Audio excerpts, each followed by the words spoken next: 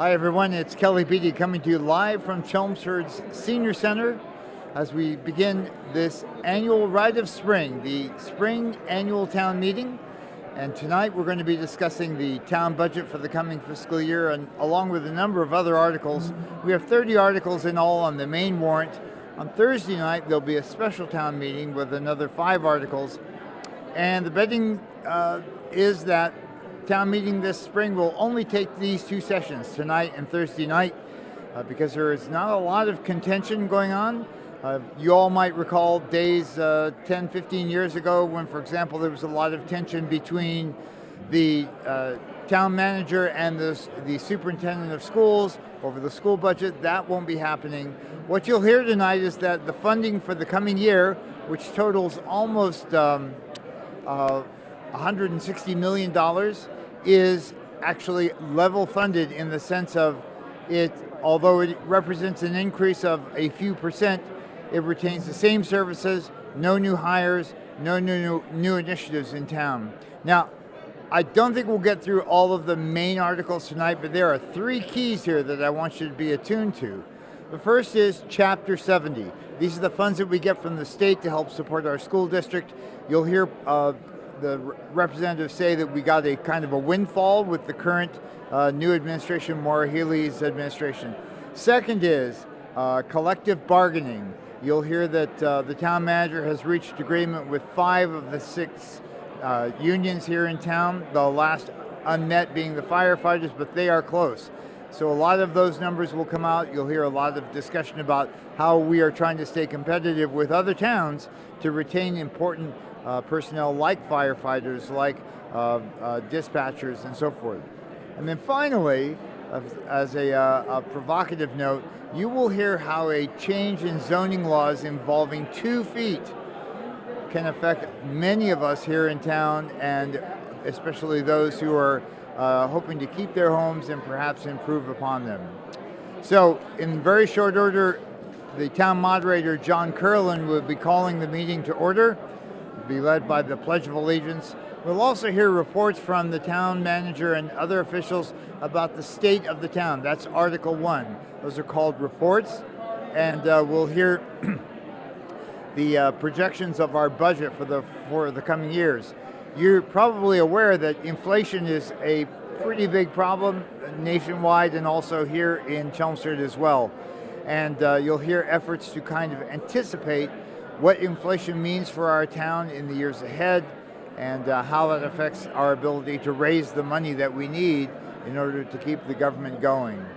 You'll also hear from the Aging Committee here in town, who's trying to evoke a sort of atmosphere of collaboration of comfort for our senior citizens and other diverse populations. So let's hear the town council now.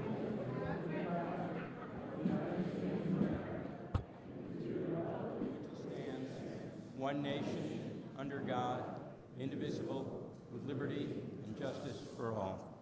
Thank you.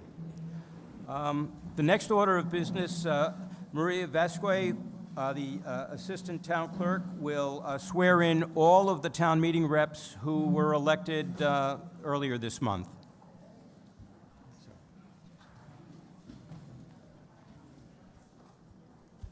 Hi, everyone. So all newly elected or appointed town meeting reps, if you could stand. Right hand raised. I state your name. Do solemnly swear and affirm that I will faithfully and impartially discharge and perform all the duties incumbent upon me as a town meeting representative according to the bylaws and charter of the town of Chelmsford, the laws of the Commonwealth, and the Constitution of the United States. You're duly sworn. Congratulations, and thank you for your service.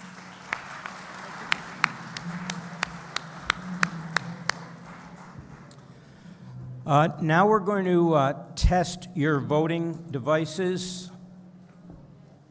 So please take out your devices, and we're going to determine whether we have a quorum. While that is going on, I would like to announce that the fire exits are on both sides, towards the front and towards the rear, and also when the front entrance. I'd like you to silence your cell phones and electronic devices. And I'd like to state for the record that I have reviewed the service of the town warrant and that this meeting has been properly noticed. If you have to leave the meeting early, kindly drop off your electronic voting devices with the checkers in the front hall. And our friends at Chelmsford Telemedia has advised me to state that if you wish to speak at the mic at the center, please stand on the mat, adjust the mic so your voice is aimed at it, and speak about 6 inches from the microphone. And please clean up your area when you leave at the end of the meeting. Thank you.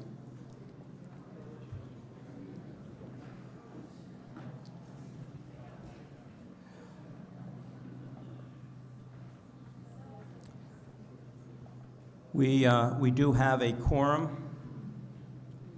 so we'll get down to business. I would like to welcome all town meeting representatives to tonight's meeting and congratulate all of you who have been elected this year. As has been our practice, we have 2 screens so that all representatives may read the articles and any amendments upon which you will be voting. You can also view the slides on the screen on your tablets, laptops, computers, or other smart devices. Simply log in using the instructions on the screen. Speaking of amendments, all amendments will be submitted on the forms which you get from either the town clerk or myself. If you know prior to town meeting that you intend to file an amendment, you can see me or Patricia Zuris prior to the meeting for the form, or you can email them to me, and I will make the necessary copies and distribute them to town council and the typist so that these will be ready before town meeting begins. And if you get it to either of us prior to the introduction of that article, town council should have the opportunity to review the amendment, which will expedite the meeting. The form will create an original in 3 copies. I received the top white copy, the yellow copy goes to the amendment assistant, the pink copy to the town clerk, and you retain the orange copy for your records. I want to thank Chelmsford Telemedia for their assistance in setting up the screen, timer, streaming, and broadcasting this meeting. Here are the rules with respect to town meeting protocol and procedure. All questions and debate shall emanate from the microphone facing the moderator in the center of the hall and shall go through the moderator. Board or committee members, other town officials, or department heads may use other microphones to answer questions or to provide information to the meeting. Speakers shall refrain from asking rhetorical, argumentative questions and shall only ask questions seeking needed information. The question should be in the who, what, when, where, and why mode. Kindly avoid argumentative questions that start or end with, isn't it true, or wouldn't you admit? I would prefer not to have to rule questions out of order, but I am bound by the laws and regulations that define our conduct, and I will do my best to enforce them fairly and respectfully. I will allow a reasonable amount of follow-up questions, but I will have to intervene if any individual is asking an excessive number of questions. All presenters of articles shall be limited to 10 minutes, and I shall notify each when they have 1 minute remaining. With respect to discussion, speakers are encouraged to be brief, and each speaker will be limited to 3 minutes of debate. You should be able to make your points within 3 minutes. If you truly believe that this is not enough time for you to make your arguments, kindly advise me in advance, and I may allow some leeway. Speakers should ask their questions prior to engaging in discussion. Making inquiries will not be considered as part of the 3-minute discussion limit unless you have started discussion and then ask questions. Once the clock starts, it will not stop until the speaker does or time expires. I would appreciate being advised that a speaker is beginning discussion. A person should not speak a second time and shall only be given an opportunity to correct or dispute a statement of fact made by a previous speaker. This privilege will be narrowly construed by the moderator. We do have some other rules of protocol. Please do not refer to any prior speaker by name. The proper designation is to call him or her the previous speaker. Please refrain from personal attacks. Challenging or arguing in opposition to another's position is fair game and is what this meeting is all about. Intentional slander against any individual or group cannot be tolerated.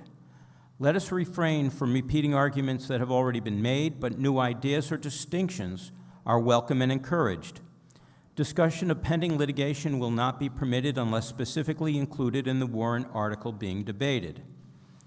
If, during the course of discussion, I observe several speakers on one side of an issue, but none in opposition, I will interrupt debate to inquire if there are any who wish to express the opposing position or offer an amendment. If there are none, I shall end debate and move the question. If there is opposition, I will move that party to the front of the line and allow debate to continue. I trust that you will all appreciate how this will advance our mutual goal of moving town meeting along. To those who may be next in line, should I ever have to exercise this process, you have my apologies in advance. There will not be any debating from the presenter's podium. They may answer questions, but should they want to engage in debate, presenters will have to queue up in line like everyone else. Transparency and effective government are the two goals of town meeting. To expedite our meeting without affecting transparency, we have successfully employed a process called consent agenda. A consent agenda allows the representatives to bundle several routine warrant articles into one, so that instead of taking several separate votes on these essentially bookkeeping articles, we take one vote on all of them. The town manager and I have discussed the type of articles that would be conducive to this process. These are articles that generally do not involve any questions or debate and are passed in the normal course of town business. I shall request a motion that the body vote to approve a consent agenda involving the articles to be included in the consent agenda. This still allows for questions and answers and discussion with the opportunity to add or delete consent agenda articles as town meeting deems best. To that end, I am suggesting that the spring consent agenda consist of the following articles: 7, 9, and 11 through 17. And since Article 21 has been withdrawn, this will be added to the motion to expedite our hearing. Out of regard for the presenters and your fellow town meeting representatives, I must respectfully request that there be no loud conversations at your table. If I can hear just background discussions up here, it means that there may be representatives who cannot hear the presentation, questions, and answers or discussion. At the end of tonight's session, I will entertain a motion to reconvene on Thursday, April 28th at 7:29 p.m. at the Senior Center to commence a special town meeting, after which we will resume this spring town meeting. Thank you. Okay. Mr. Manager?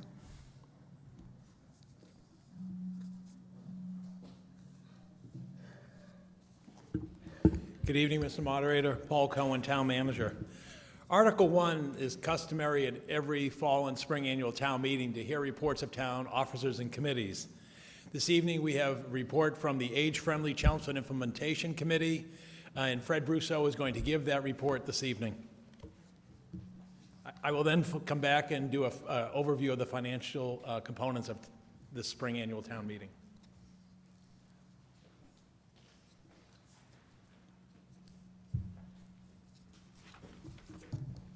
Good evening. I'm Fred Brousseau. I co-chair the Age-Friendly Chelmsford Implementation Committee, and I appreciate the opportunity to share with you tonight the committee's FY22 accomplishments to make Chelmsford even more age-friendly. I guess I turned it. There we are. far as a briefing outline, what I'd like to do, I'll present a little bit of a background on how we got started. I'll show a list of the committee members. I'll talk about an overview of the age-friendly timeline. I'll talk about the domains that we have assessed here in Chelmsford. Then I'll give a progress report by domain, and then some summary FY22 observations and some additional information sources if you want more information. As far as background, as a member of the AARP network of age-friendly communities, during our age-friendly planning phase, Chelmsford assessed its age-friendliness across several domains. This planning phase resulted in the Age-Friendly Chelmsford Action Plan that was approved by the town and subsequently by AARP in March of 2021. In May of 2021, the Age-Friendly Chelmsford Implementation Committee was formed to address the goals and accomplish the actions that are in the Age-Friendly Action Plan. And despite the impact of the pandemic, during FY22, these domains were very successful in making Chelmsford even more age-friendly. And that's what I will present tonight. Here's a list of the members of the committee. You may recognize most of them and the positions they hold in the town.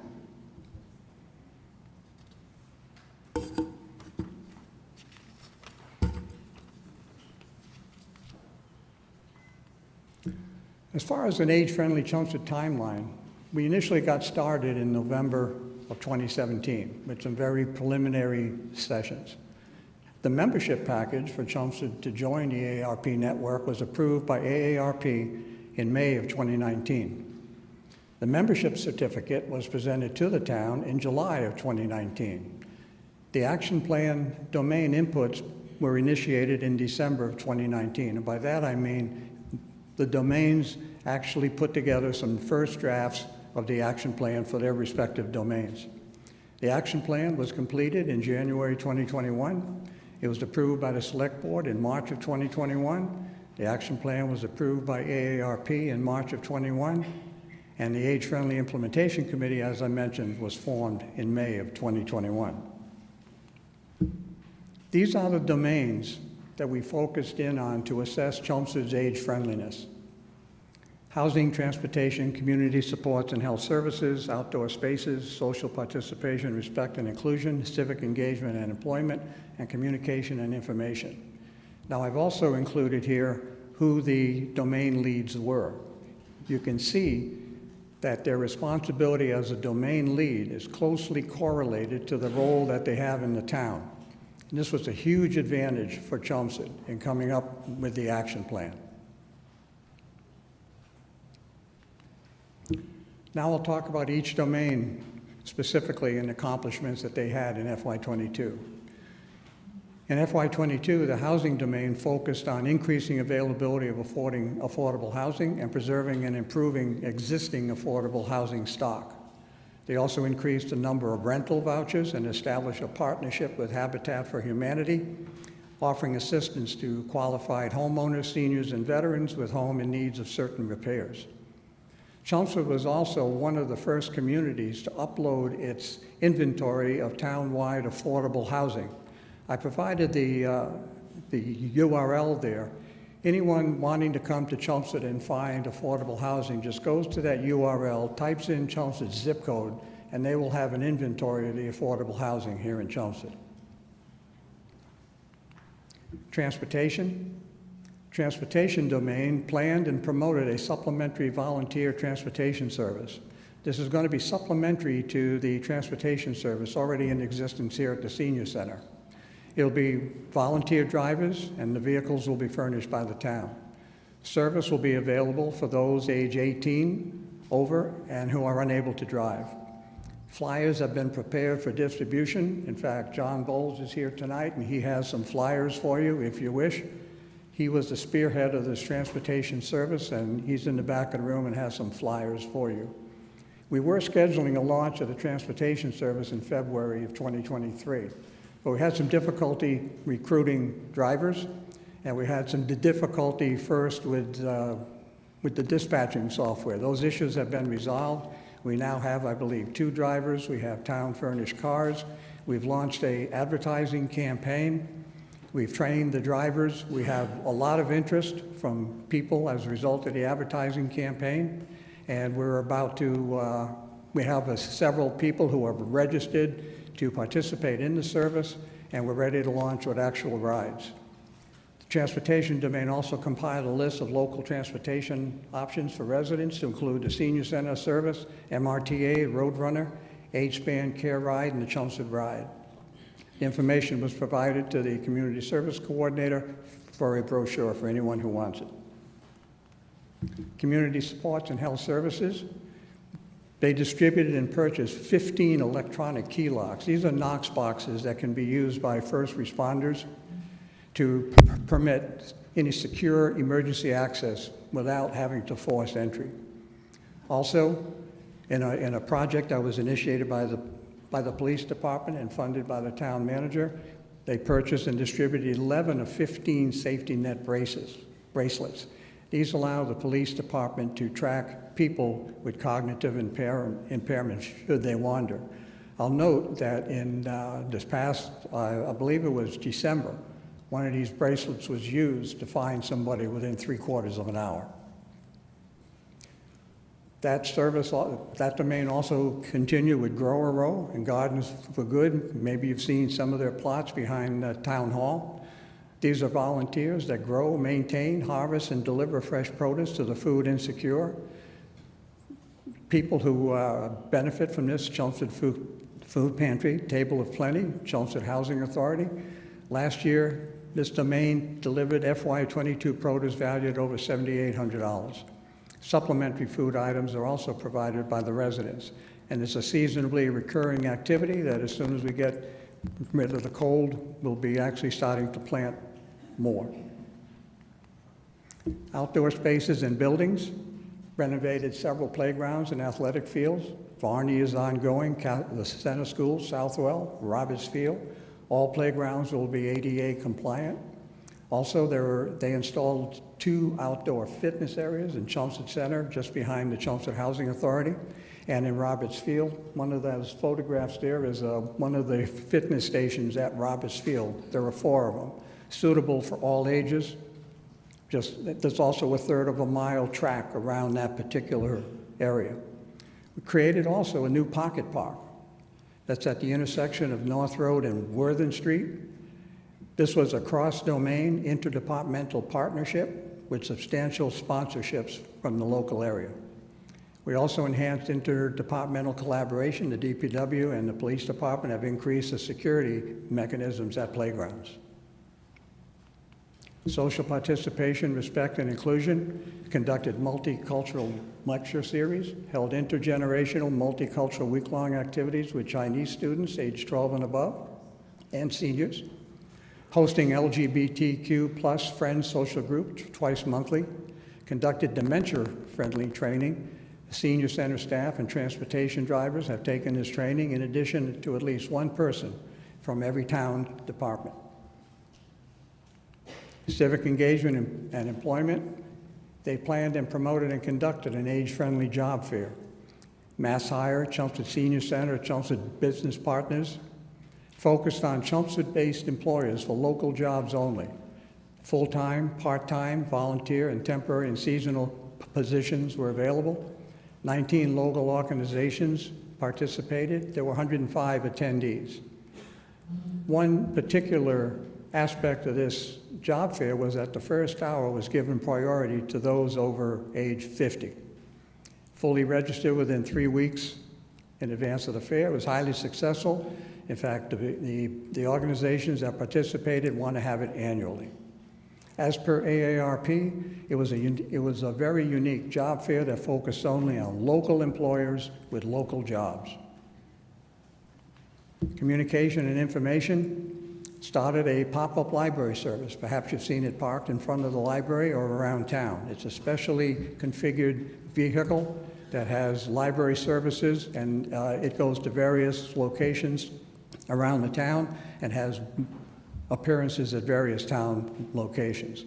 They've also created a resource directory and added hyperlinks to the Senior Center resource guide on the library site.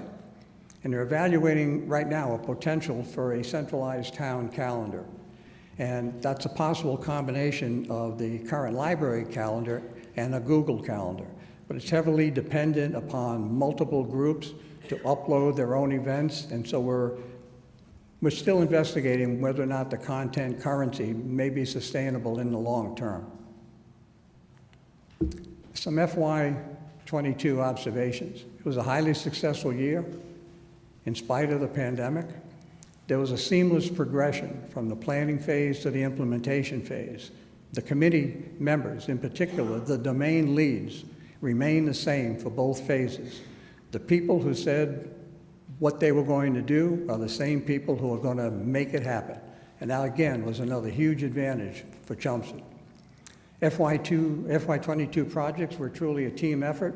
There were committee members, town leaders, town staff, residents, and partners. Benefits from the FY22 projects will continue into subsequent years. There were cross-domain interdepartmental partnerships, and those contributed to many of the FY22 projects. Intertown committee cooperation and collaboration, the Age-Friendly Chelmsford Implementation Committee, and the Master Plan Update Committee were highly collaborative. So the new master plan, the 2020 to 2030 master plan, is more age-friendly, especially in housing, transportation, and open spaces, those sections that correlate directly with the domains we investigated. Business partners contributed to the success of many of our FY22 projects.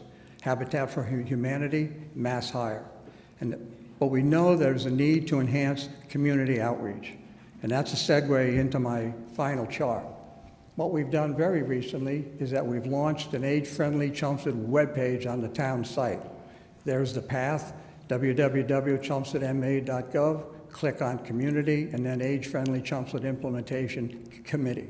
And there's a lot of pertinent information there about what we've done. The action plan is there, and this progress report is there. Internet search. Just search for Age-Friendly Chelmsford. I'm sure you'll have more information than you want to read.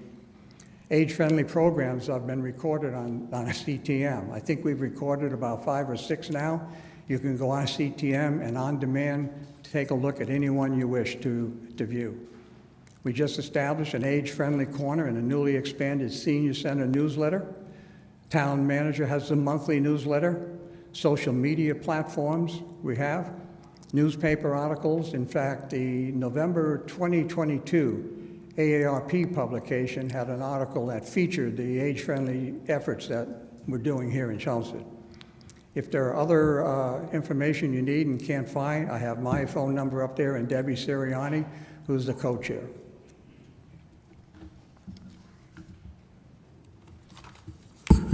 Oh, excuse me.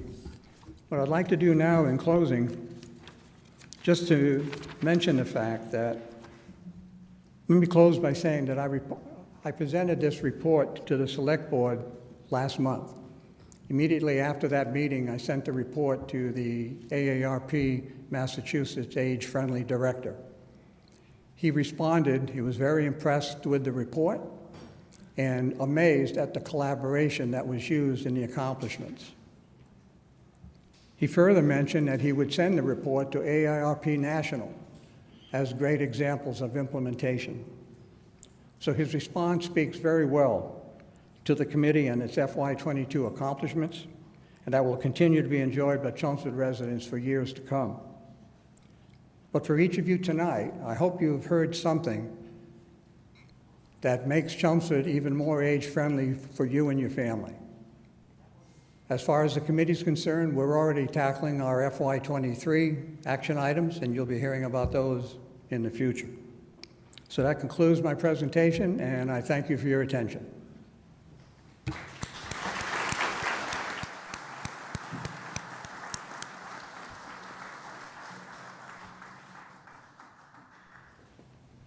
Thank you, Fred, and for so many who've worked with you to accomplish so much in such a short period of time.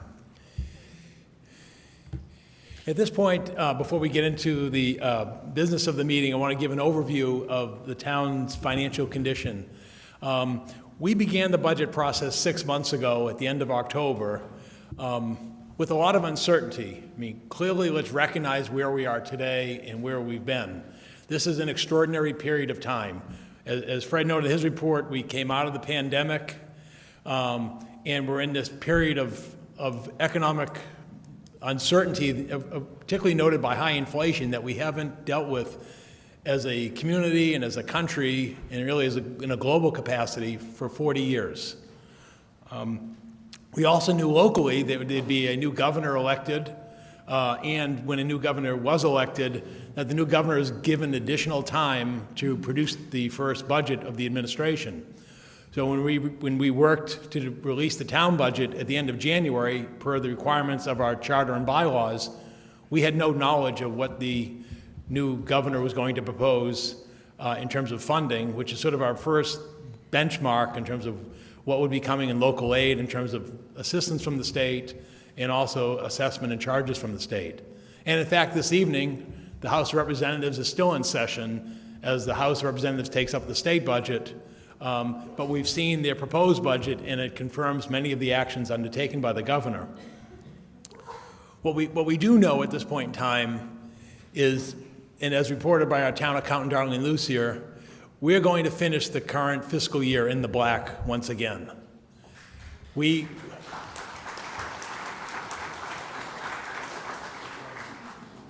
will finish the year. We have a few adjustments to make later in our Article 2 this evening.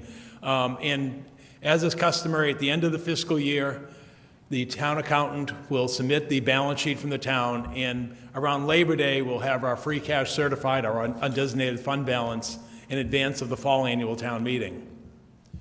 What we're presenting to you this evening is a proposed $155.3 million fiscal year 2024 operating budget, a $4.4 million capital expenditure plan, and other warrant articles that are based on the principle of level services and level staffing. And what that means is there are no additional positions in the general government of the town, and in fact, the school department budget has a few less positions than is customary in their budget for this current year. And the reason for that is we're maintaining financial conservatism. And the reason for that is because we're still in a period of financial uncertainty. If you open up or Google, or open up a newspaper, Google anything, you see that the reports continue to be that we could be into an economic recession within the next 6 months. But again, this is sort of mystified, the economists, because we're in this rather anomaly, which was quite different than what we had even in the late 1970s, where we have high inflation, but unprecedented low full employment, which is causing havoc in the labor markets, which is driving up wages, and we also have a shortage of workers as well, and that is affecting our operations in terms of costs. So the same frustrations that you have when you go to the grocery store or try to get some service calls, and you look at the prices of what people are charging, we're dealing with those same things as a government institution. When we order parts for HVAC systems, bid projects for sewer operations, or even buy fuel, particularly diesel fuel, which has stubbornly not gone down the same rate as we've seen gasoline go down. So therefore, rather than being in a period, and we've shown this judgment, and again, with the assistance and guidance of the Select Board and the Finance Committee, and really you as a town meeting, we don't want to be in a position where, well, let's just spend the cash that we have today, and then we'll worry about tomorrow, and hopefully some will take place. You know, we see that at the MBTA. We don't need to do that in Chelmsford. So again, when we released the budget, we bid it on level service, level staffing. And then the governor released the budget at the end of February, a month after our budget was released, and the most starking piece of that budget was a Chapter 70 education funding. And there's many that I see at the table here this evening and in this room who fought for 15, 20 years to get Chelmsford's fair share of education funding, and finally that period arrived, and unexpectedly. And to the point, you can see on the slide, we got an 18.22% or $2.18 million increase in Chapter 70 education funding, where in recent years we were getting $150,000 in education Chapter 70 funding. And I will recognize Superintendent Lang and the school committee. Superintendent Lang brought in a consultant who formerly worked at the state level and said, can you check this out to make sure there wasn't an error in the math or something? And also, could you review the State Student Opportunities Act? And there was a presentation just over a month ago to the school committee, and I watched that presentation, and I hope many of you did as well. And what's happened, and I'll invite them if they wish to correct me, but basically the understanding is a couple of factors is what's happened here. And it didn't just happen to Chelmsford, it happened to other communities that were underserved with Chapter 70. Part of it was inflation, part of it was enrollment, and part of it is the state's new definition of the Student Opportunities Act of basically your demographics in terms of students who qualify for low-income lunch, and also which ironically is not even provided anymore because everybody gets lunch now at school for no cost. But also those families who are in a home where the primary language is not English. So that's the best explanation that we have. The good news is we have 3 additional years remaining of the Student Opportunities Act. We have been advised, or the school committee and the community has been advised, that we will not expect an 18.22% increase next year, but we're really in an appropriate funding schedule. So that opens up the opportunities for the school department, particularly in the future, to adequately implement their strategic plan for the Chelmsford Public Schools. And again, that's helpful. Now, the question of, well, doesn't the $2.1 million have to be added to the school department budget? Well, if we were sitting in Drake this evening, the answer would be yes, because they've historically funded their school budget only at the level of net school spending, i.e. the state mandated minimum. As you'll see in Dr. Lang's report and his documents and in the materials I presented earlier at other information sessions, we are funding millions above our Chapter 70 minimum requirement for education, and we've been doing that for over 15 years. So therefore, what we're doing is we've got the funding level that we have now, and we're going to be cautious as we go forward to move, as the future arrives. The good news is we will have some labor certainty because the school committee has reached labor agreements with all of its employee unions for not only the current year, but for the upcoming 2 fiscal years. So that will help with our financial planning. And on the general government side, as you'll see in the slide up ahead, we have agreements with all of our unions, but for one, which we're in mediation with, and we were this close, I believe, to getting an agreement with that final union, which was the firefighters union. It just didn't come together. But the bottom line is again, we're operating in a competitive market, meeting the labor requirements of the competitive market, and also recognizing our cost of services going forward. So what does that mean? We have this extra funding. Well, it means that we will have excess levy capacity, meaning we're under the maximum amount that we can levy under Proposition 2.5.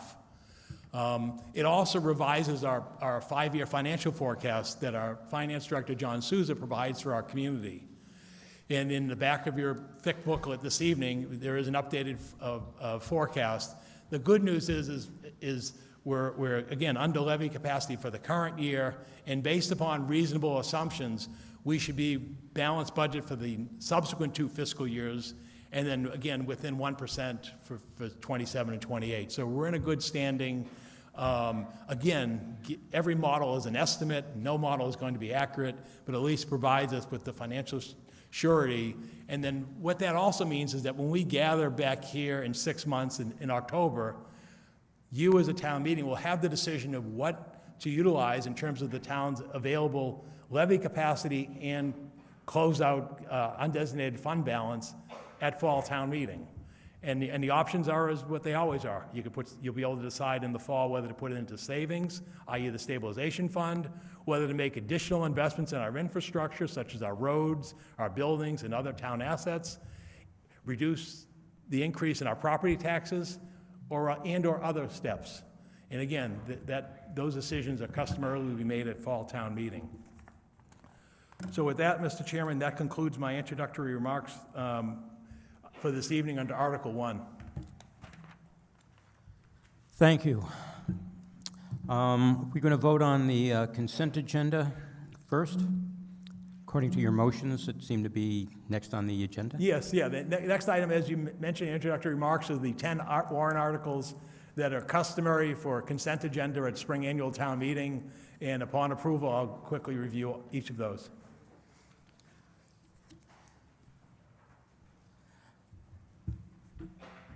So there's a motion to approve the consent agenda.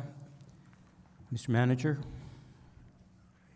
Okay, thank you. The first article on the consent agenda is Article 7, and I'll get to the in a moment. Article 7 is the Finance Committee Reserve Fund.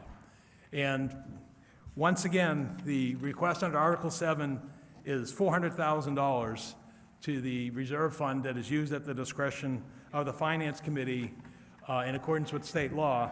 And this is in lieu of holding a special town meeting in the event that an unforeseen expenditure or need arises during the course of the fiscal year.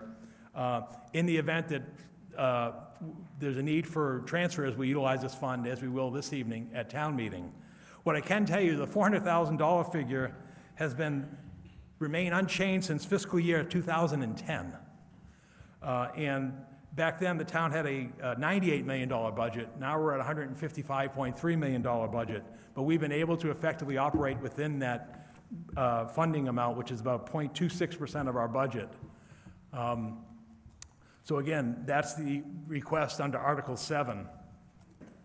If we now move to the next item, on Article 9,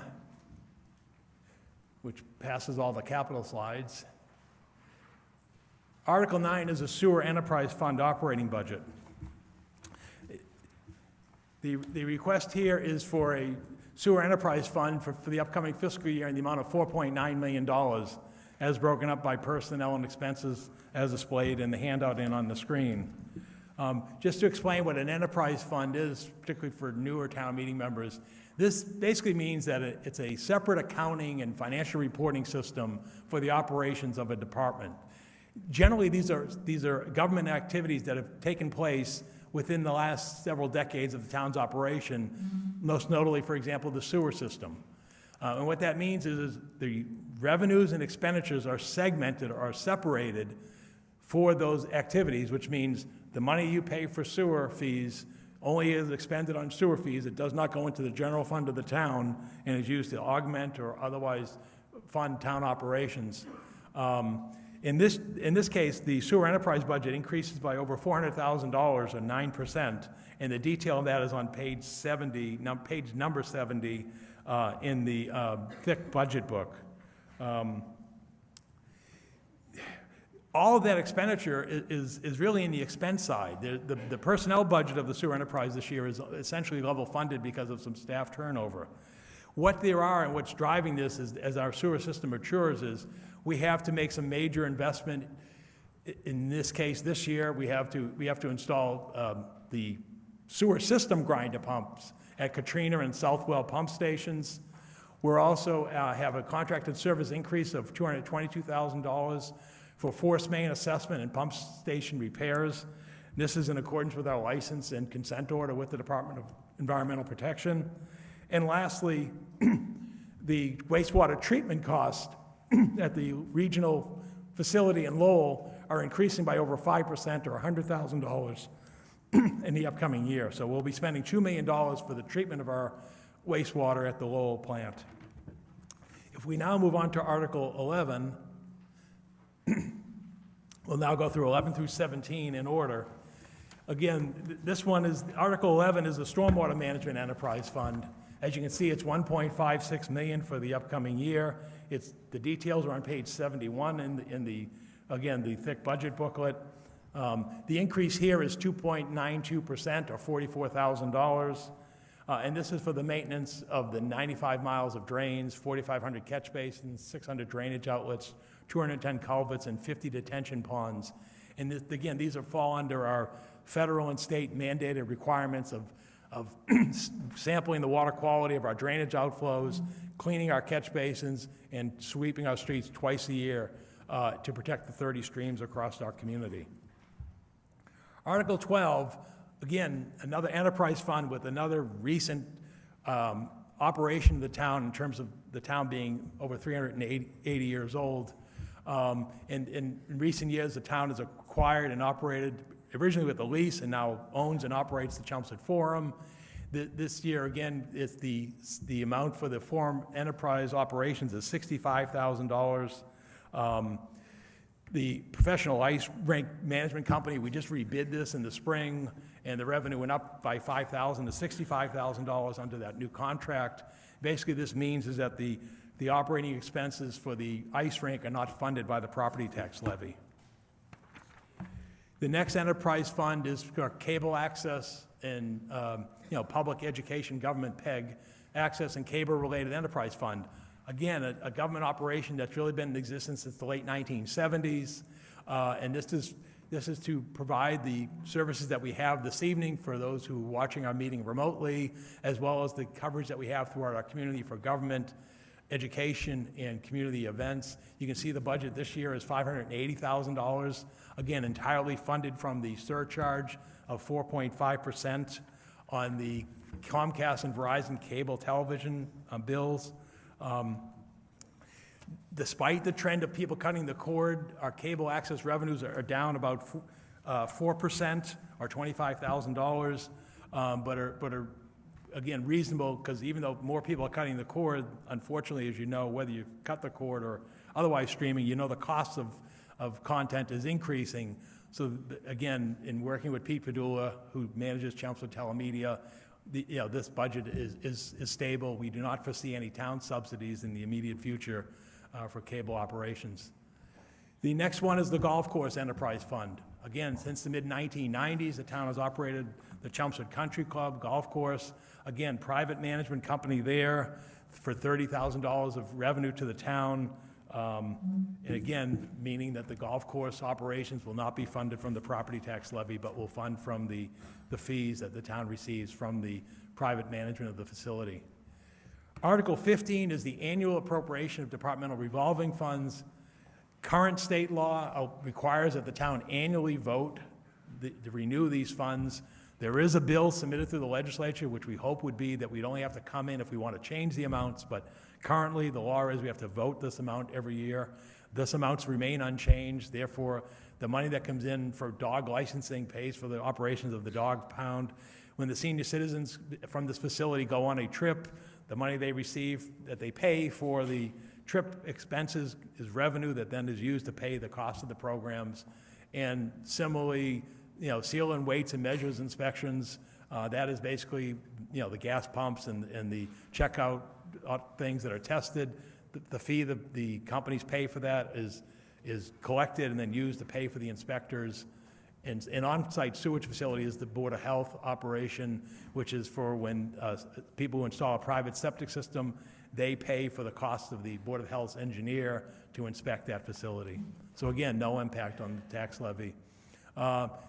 The next item is the Cemetery Improvement and Development Fund. This town meeting, the request is $35,000 from the Cemetery Commission from the sale of lots and graves to the Cemetery Improvement and Development Fund. And again, this is towards the completion of the 3.5-acre expansion of Pine Ridge Cemetery. At this point, they're at the final stages of installing the drainage structures, screening and spreading of loam, hydro-seeding, and lot design of the expanded area.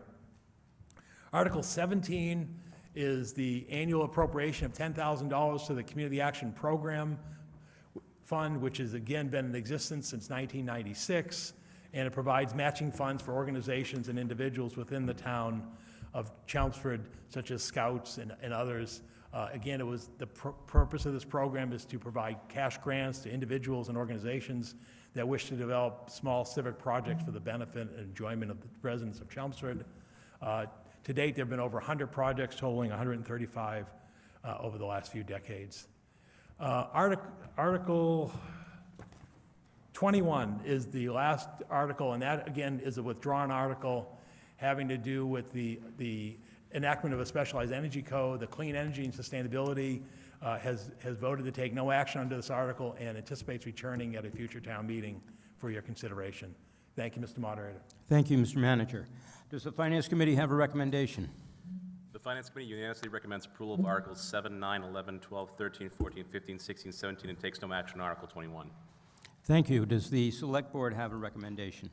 The Select Board unanimously recommends approval of Articles 7, 9, 11, 12, 13, 14, 15, 16, 17, and takes no action on Article 21. Thank you. Does anyone have any questions, comments?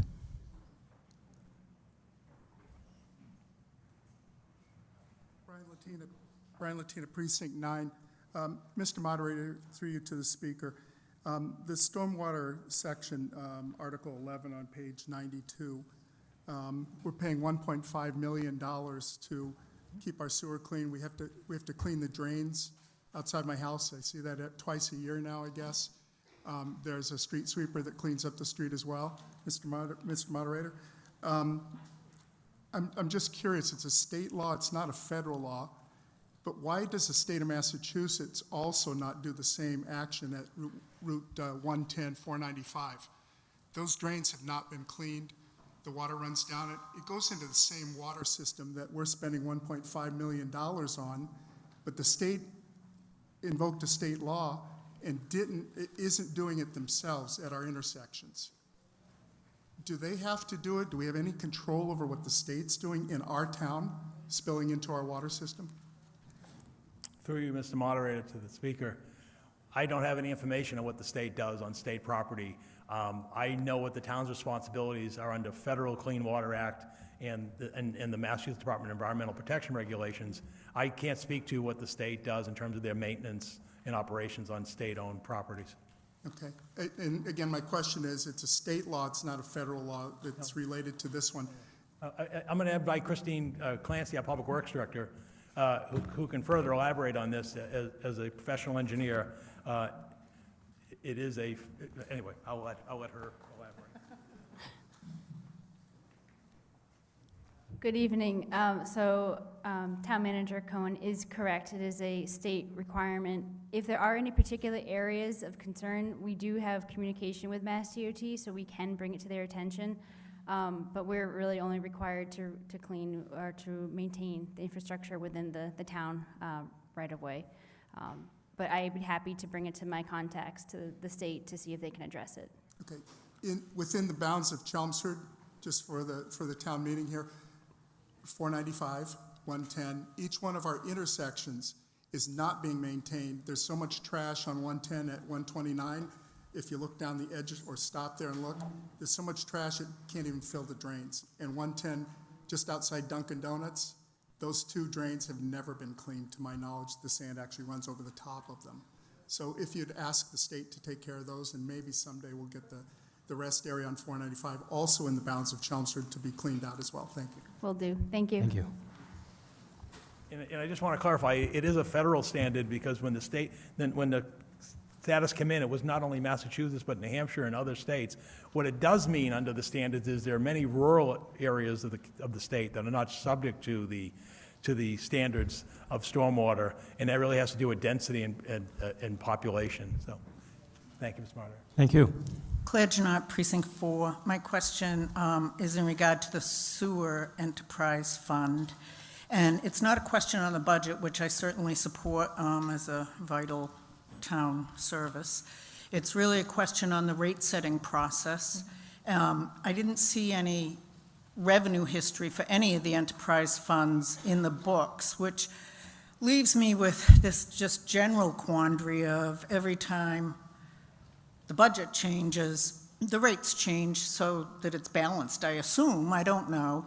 And I'd like to know if there's any way the rate-setting process for the sewer could be presented more to town meeting in the future so that we understand what's going on with the rates, because obviously you'd take a different view of a budget if it looked like it was all just coming out of I don't even know if there's other revenue sources that help support this budget.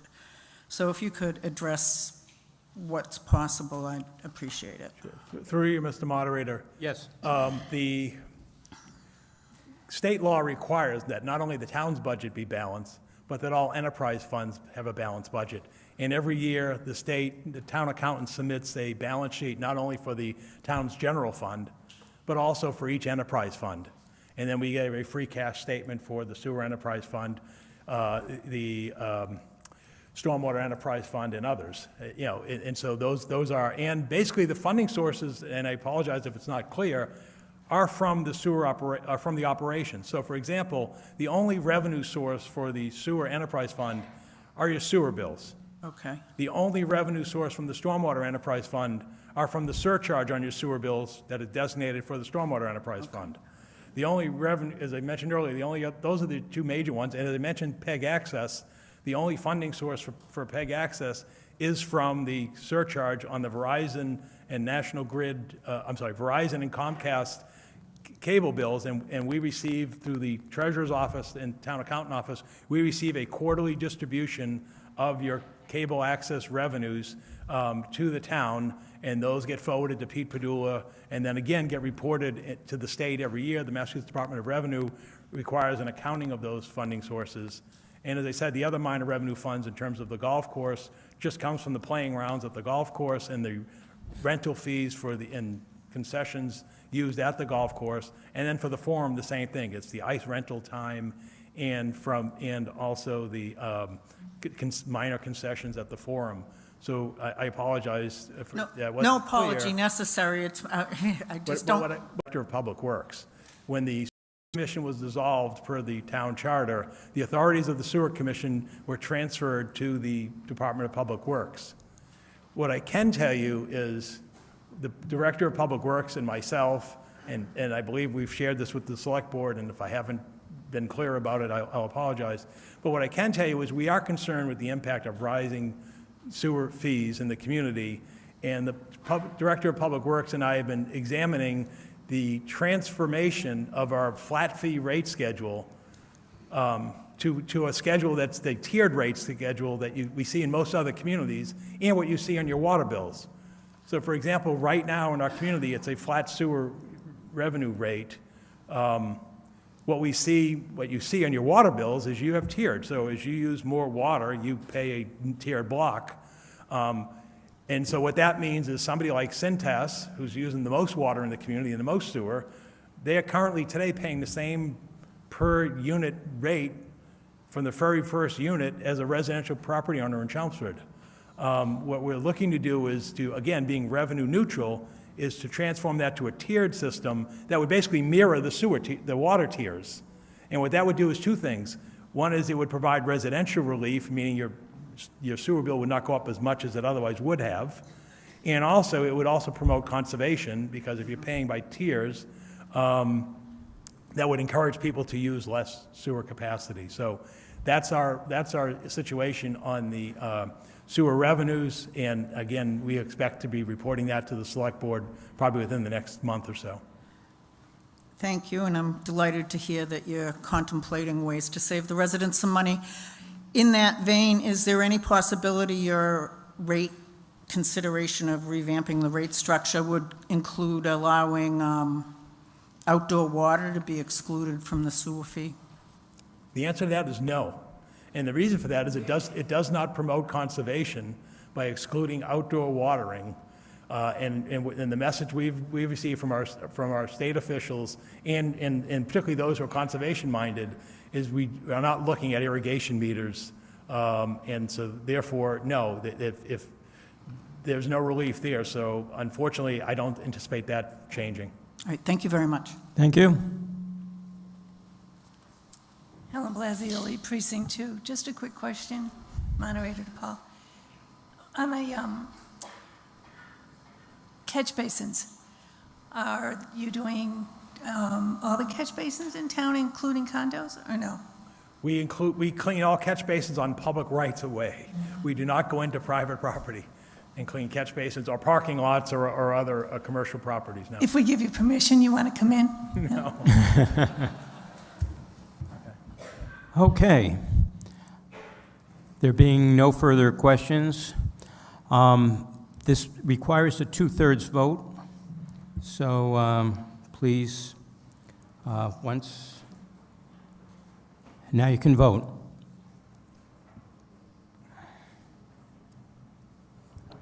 Kelly Beatty for Chelmsford Telemedia. As you can see, this consent agenda has streamlined what has been a slightly tedious process for these bills that appear year after year. including the ones that, like you just heard. The other thing is that Paul Cohen, Manager Paul Cohen, has been pretty eager to get some things into enterprise funds, which, for example, the cable budget is a cash in, cash out basis, kind of a closed system. So the article passes. So it doesn't really have a 139 lot in of favor, variation 2 from year to opposed, year. no abstentions. Manager? Thank you, Mr. Moderator. Article 2 is an article that proposed some slight amendments to the current fiscal year operating budget. Again, this budget is going to be completed in the next 2 months, and it's the budget that town meeting considered a year ago at this time. And as is customary, we have some slight adjustments that were items that were unforeseen when the budget was produced for the current year. You can see we're requesting a transfer of $246,500 from the Finance Committee Reserve Fund to the 3 budget line items presented. Public safety expenses, $127,000. Municipal facilities personnel, $41,500. Municipal facilities expenses, $78,000. In the area of public safety expenses, the requests are just detailed on the screen. In the police department component of public safety expenses, we've had an extraordinary large recruitment of 5 new officers to the department, and the cost that they bring in terms of recruitment and as well as equipment and such for the officers. We also had some unforeseen repairs to the building at the police station, including the furnace and work out in the parking lot. Then the police department implemented a new use of force module in conformance with the new police reform, and there was also an upgrade in the firearms. On the fire department side, $97,000, much of that for vehicle maintenance. We have a current budget of $130,000 for vehicle maintenance, and you can see we're over by $56,000. Last fiscal year, we were at $181,000, and for the budget for the upcoming year, we pushed it up to $182,000. So again, we're aligning with what has been our cost and what we foresee the cost to be in the future. As I mentioned earlier about the stickiness of diesel fuel prices, we had budgeted $27,600, again, not knowing what diesel fuel prices were going to be, looking out 3 months and carrying out to 15 months at the time of the budget last year. And unlike what we've seen with gasoline, the price of diesel fuel has remained high, whether that's for diesel fuel or its sister component, home heating oil. So again, all the fire department fleet runs on diesel, and so we just didn't get any breaks there. And then there were some, again, cost overruns in utilities, the $60,000 utility budget, and a minor increase of our building maintenance $45,000 budget. In the area of municipal facilities personnel, we had significant staff turnovers, the most expensive of which was recruiting and retaining an HVAC technician, which was costly in a very difficult market. And we also incurred costs that was municipal facilities saved the town money by going out and removing the old fire alarm, antiquated alarm wiring that's out there in the community that is no longer operational, rather than paying for a contractor to do that work. Again, we had additional staffing adjustments in the facilities department, and we also assisted the school department, which was unforeseen, with a overtime need to do a catch basin repair. And then the last component in municipal facilities expenditures was in the Roberts Field project, which is at completion. That project was a $1.1 million project, and we ran into some unforeseen costs with irrigation, drainage, and in the costs for the backstops of the ball fields. Thank you, Mr. Moderator. Thank you. Does the Finance Committee have a recommendation? The Finance Committee unanimously recommends approval of Article 2. Select Board have a recommendation. The Select Board unanimously recommends approval of Article 2. Anyone have any questions? Discussion?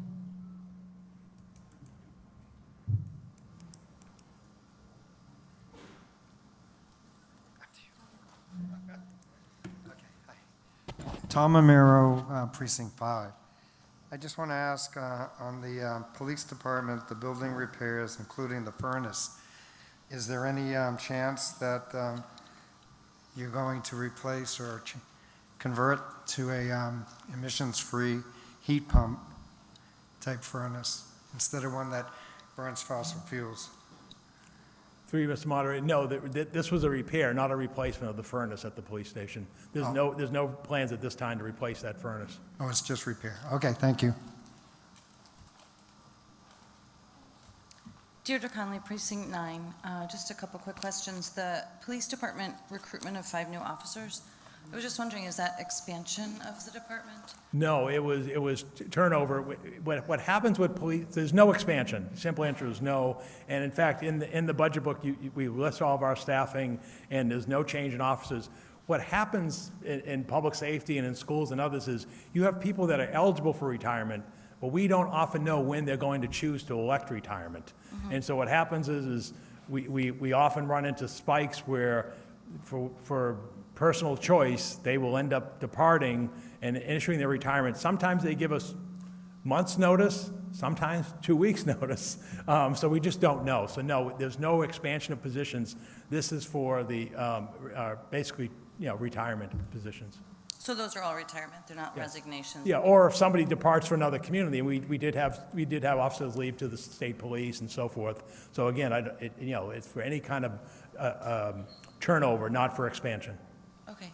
And so I guess with regards to the resignations, I was just wondering, like, how many were there? And are we paying a different level than surrounding communities, or is it due to problems with the collective bargaining that people are resigning?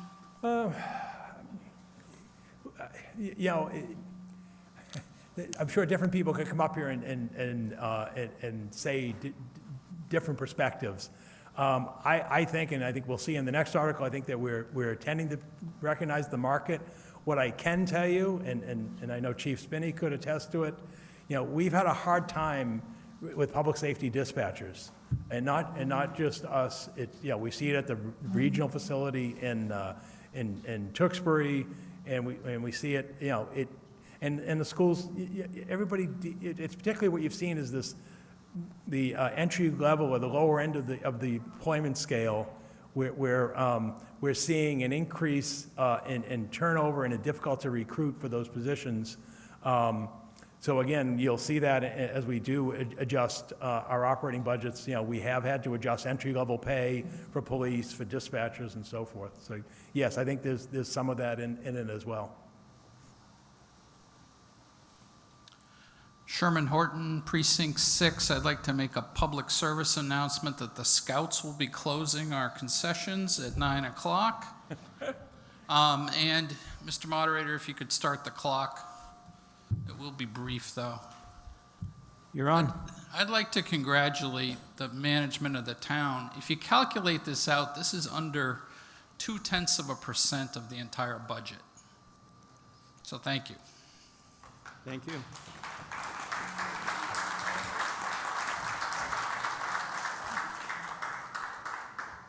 Brian Latina, Precinct 9. Mr. Moderator, is this money already spent, or are we authorizing to spend it? Through you, Mr. Moderator. No, the money has not been expended. And what that means is we still have 2 months to go in the fiscal year, or about 8 weeks or so, 9 weeks.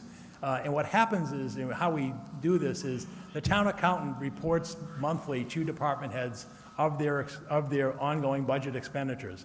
And most department heads, would act in a prudent manner, meaning, they'll often withhold unnecessary expenditures until they know that they're going to finish their budget in the black at the end of the year, and then they may do some discretionary expenditures.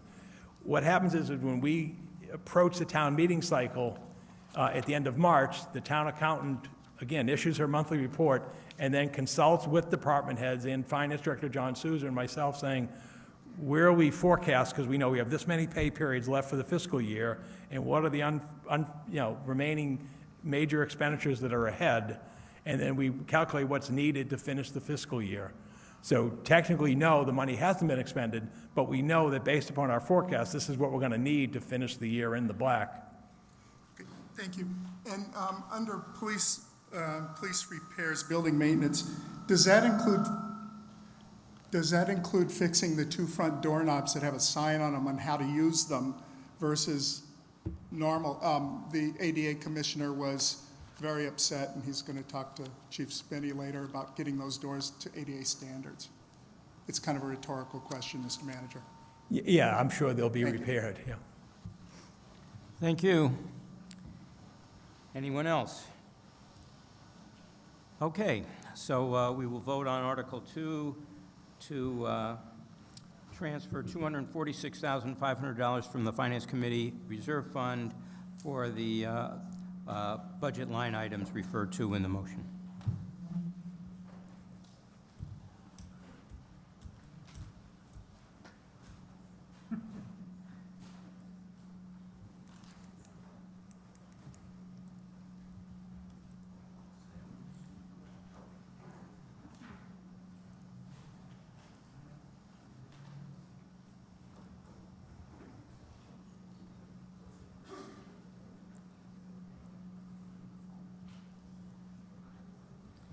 The article passes 138 in favor, 1 opposed, no abstentions. Article 3?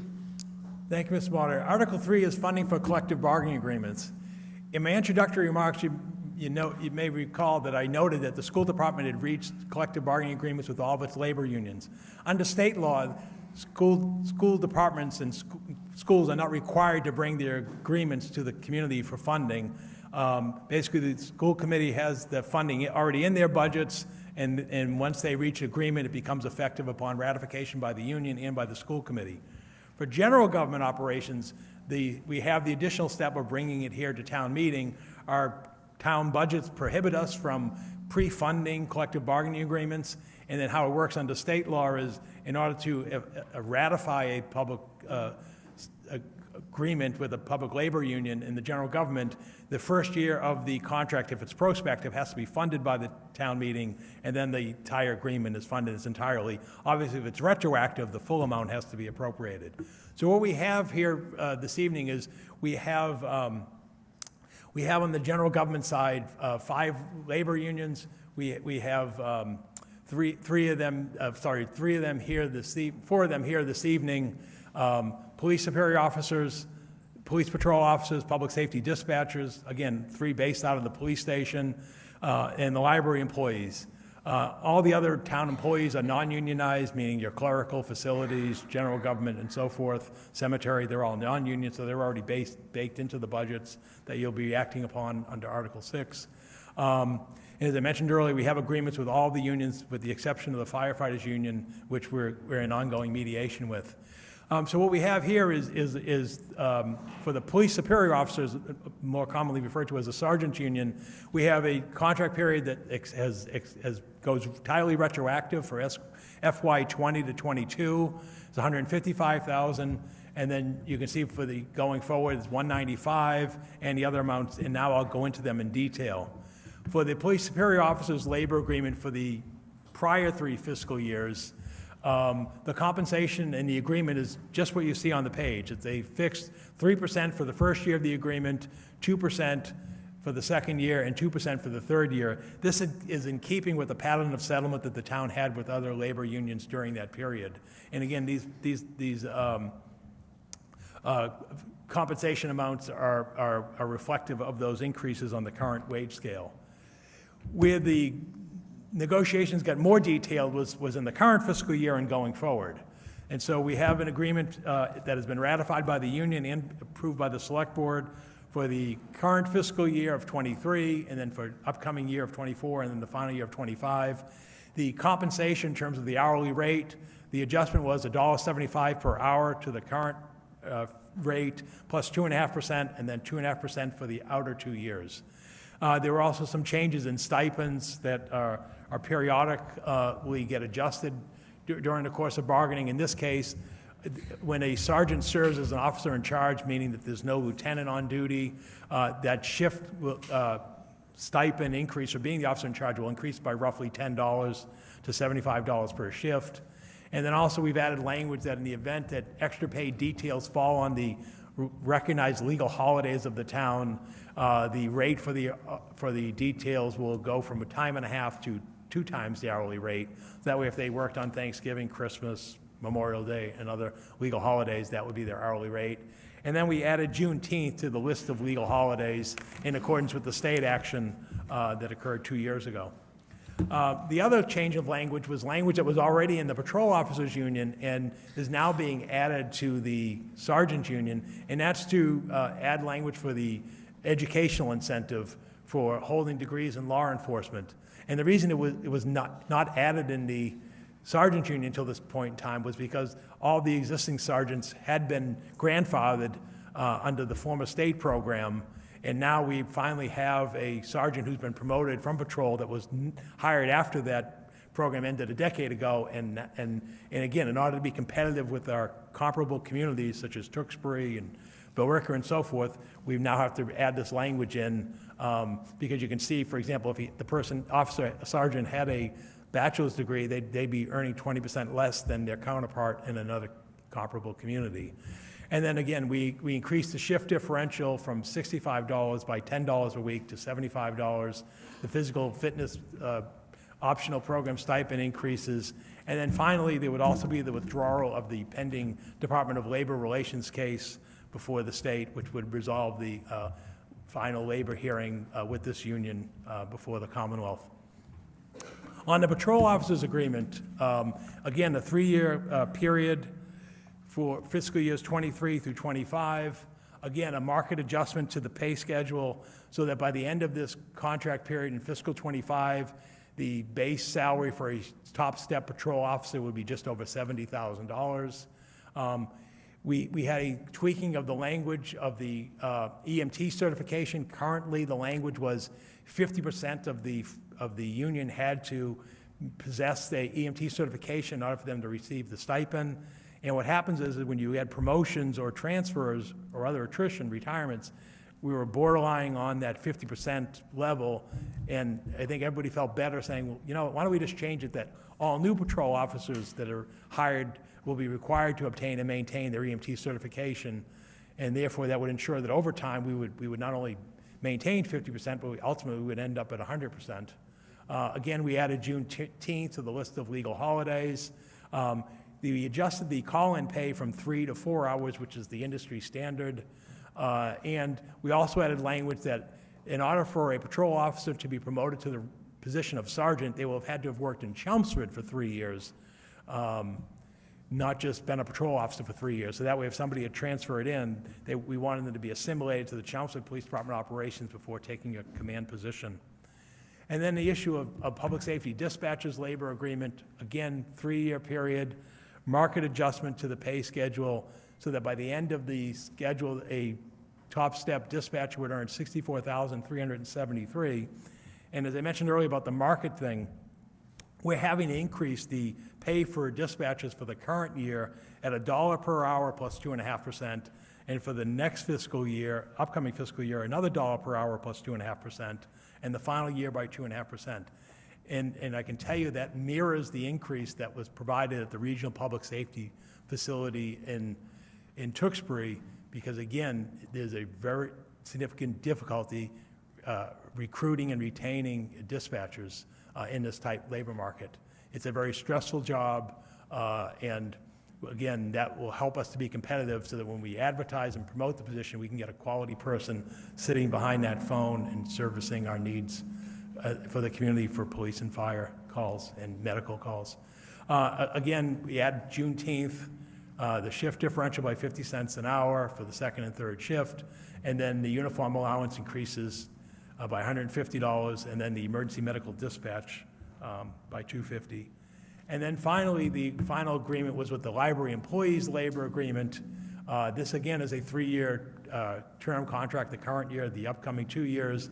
The wage increase was 2.5%, 3%, and 3%. And then in the second year, we added an additional 1% to the top step in order to be competitive with our comparable communities' pay schedules. And once again, we add Juneteenth to the list of holidays.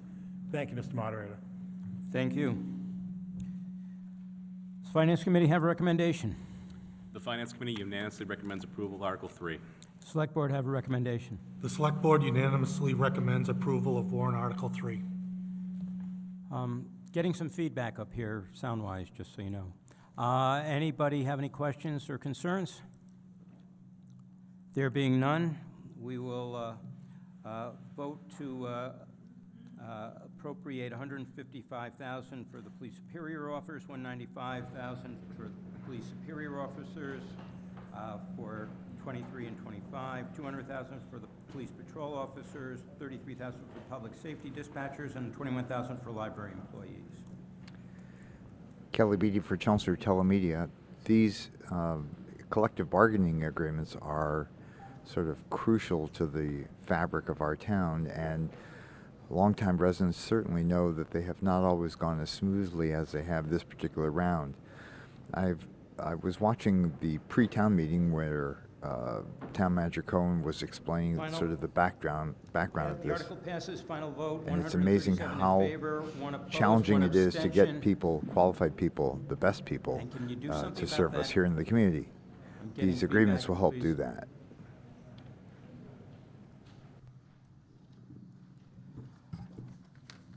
Article 4? Yeah, Mr. Moderator, Article 4 is the appropriation for the assessment for the Neshoba Valley Technical School District for the upcoming fiscal year. You can see the amount is $3,859,704.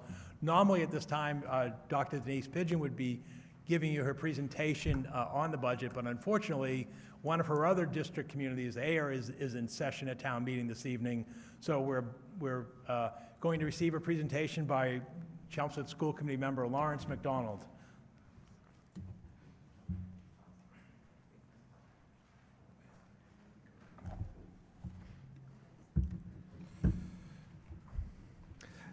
Thank you.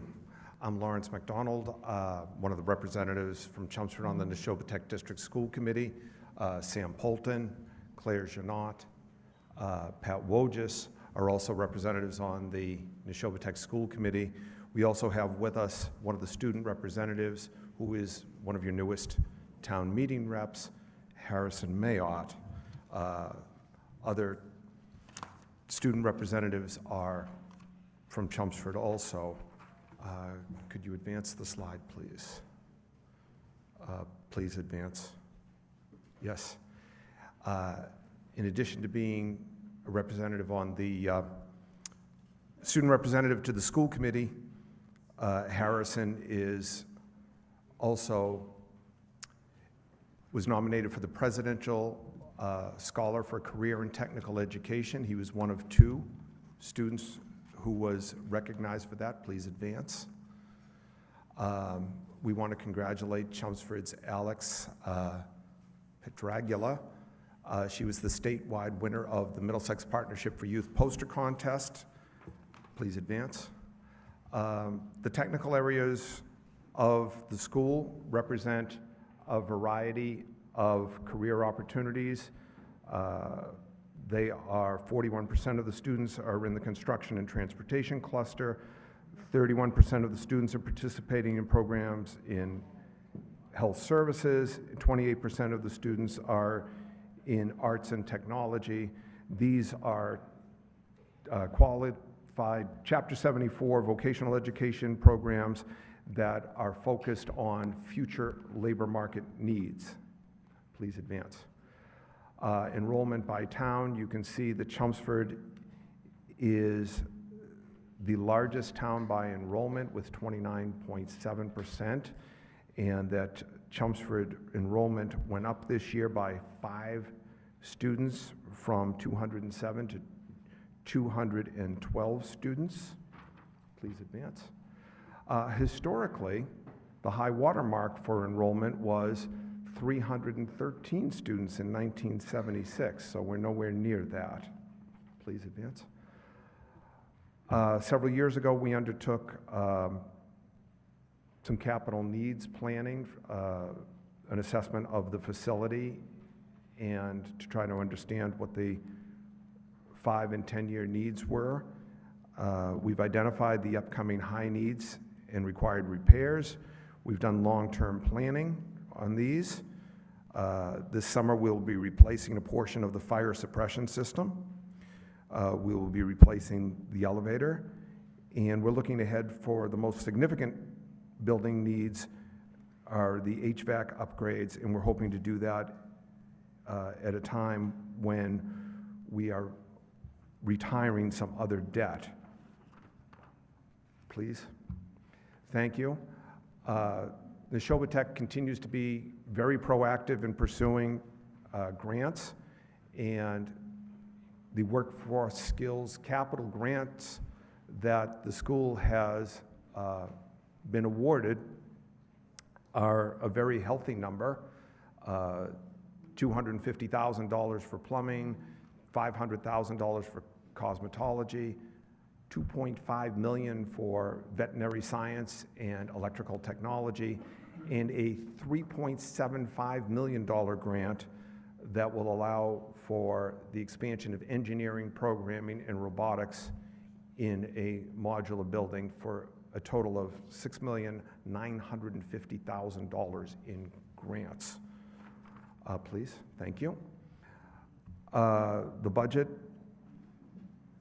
by state function code is here. You also have the budget book. This represents an addition of 2 staff members, 1 for carpentry and 1 for moderate disabilities. As you know, in vocational technical education, there are very strict constraints about how many teachers can be with how many students and what square footage, and the demand for carpentry both in our school and in the local market is high, and the need for special needs teachers, well, we needed an increase in that. There were increases in transportation and other contractual increases, as has been said tonight many times. We live in inflationary times, and we try to keep the increases to what we can. And then the capital needs that we were discussing, please. The revenue plan for the budget.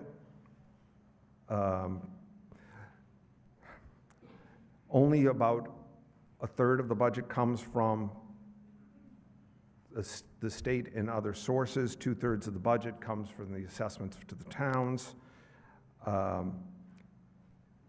This year, Chapter 78, as we heard earlier, has gone up in the new governor's budget. That was good.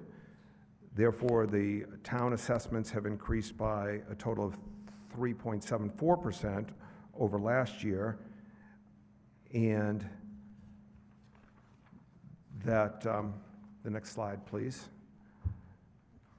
And what that brings us to is Chelmsford has a total of 212 students, 29.6% of the school, and an assessment of $3,859,704. This will actually, next slide, please. This will actually bring us up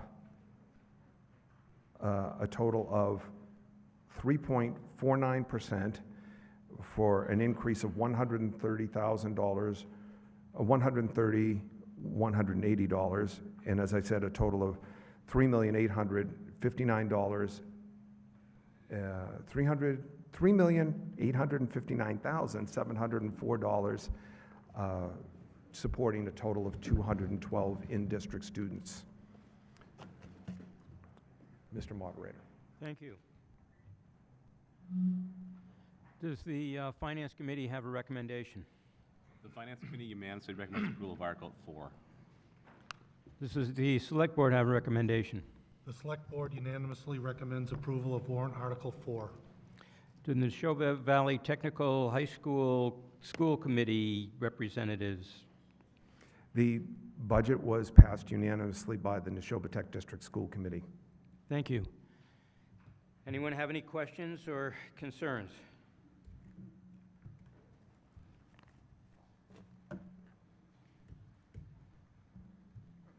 Real quick. Tom Amaro, Precinct 5. I'd just like to ask, why is Chelmsford assessment 33.44% of the total, but we only have 29.65% of the students? Just in... The assessment is driven by the Chapter 70 formula that comes from the Commonwealth of Massachusetts. And it takes into it takes into consideration a number of factors, not just number of students, but total minimum contribution, and formula around the wealth and such of the towns. It's, as the town manager was talking about earlier, many of us have been up on Beacon Hill for years, talking to people about the Chapter 70 formula. It's not a one-for-one. Okay, so it wasn't just a mistake. No. Okay, just one other thing. I'm wondering if the tech program, in automotive, if it includes anything on electric vehicles yet? There's one electric vehicle that is, yes. Michelle Shepard, our business manager, just reminded me there was an electric vehicle that was donated so that the students could learn to work on that. Beautiful. Thank you. Thank you. Anyone else? There being none, we will vote on the Neshoba Valley Technical High School budget as presented. Those of you who've watched town meeting in the past probably remember that the superintendent at Neshoba Valley Tech, Denise Pigeon, often comes and makes his presentation. My understanding is she's actually at another town's Springtown meeting tonight, making this presentation, getting spread a little thin, I guess.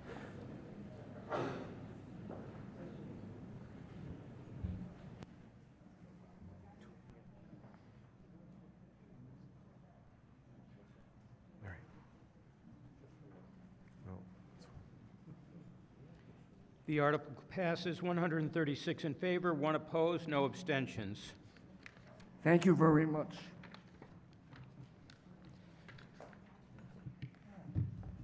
Mr. Moderator, Article 5 is the request for appropriation for the Chelmsford Public Schools for the upcoming fiscal year. The requested funding amount is $70,700,000, and I'm going to turn the podium over to Dr. Jay Lang, our Superintendent of Schools. Thank you.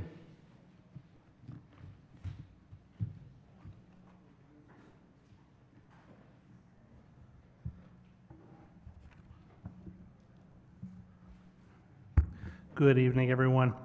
Happy to be here tonight to share a little bit about the fiscal '24 Chelmsford Public Schools budget with you this evening. Earlier, as we usually do in February, the first meeting in February, I presented to the school committee a copy of my recommended budget for fiscal '24, and then right when we came back from February break, the school committee held the budget hearing, deliberated on the budget, and approved it, and that is what's here before you this evening. When we're putting together the budget, we look at our strategic plan that we've worked on over the last number of years for the school system that talks about what we'd like to be doing academically to help students social-emotionally in the schools and to really continue to improve upon our educational experience that our kids receive. We use every available revenue offset in our budget. We use circuit breaker funding, which we receive from the state to help with some of the special education costs. We receive school choice funding, and we'll talk a little bit later in the budget. That actually helps to go offset our one-on-one computer initiative, which outfits each of our middle and high school students in the district with their own laptop that they can bring back and forth to school with them. And when we receive from time to time revenue from Valley Collaborative, which is our partner collaborative, we also invest that back into programs in our district. As Town Manager Cohen mentioned earlier tonight, we do actually have settled contracts with all of our employee unions. We settled the last one with our custodians just about a week and a half or so ago. So for the next couple of years, we actually have some very solid footing to be basing our budgets on. The negotiations went very well. The school committee worked very hard on those, and we're happy to have those behind us for the next couple of years. Again, I just mentioned that the budget itself does align with our district's strategic plan, our different goals and objectives and initiatives that we have in place. Within the document itself, consistently, we have accounted, we don't actually have many this year, but whenever we do have a teacher retirement, we've already included the offset of the teacher retiring. Most normally at the top step, we budget step 3 as an incoming teacher, so we've already assumed that revenue offset in putting the budget together. And overall, we are down actually a couple of FTEs, which doesn't typically happen in the school department. But when we've had different retirements, we have adjusted some of the staff to really go to areas in the district that we have our highest needs. This last year when I came to you, we added a position at Parker Middle School in the 5th grade to support a new language-based program that we were having to help some of our struggling students with reading issues in the school. That program is now going to advance up to 6th grade, and I do need to add an additional position in 6th grade. That will be one position I'm going to have to add for the next 2 years because it'll be a dedicated teacher in 5, 6, 7, and 8 to help those students. But at this point in time, we're only going up to 6th grade. So we have a new incoming group of 5th graders that'll be already taken care of with the teacher we have. In the group in 5th grade now, moving up to 6th, we'll need to support. So there is one additional position in the budget to support that. As a district, we also have a registered nurse in each of our schools, and at the 2 middle schools and the high school, we have a .7 LPN, or a licensed practical nurse. The number of referrals to the office and the needs in the schools has really just increased to the point where we need to increase that .7 to 1.0.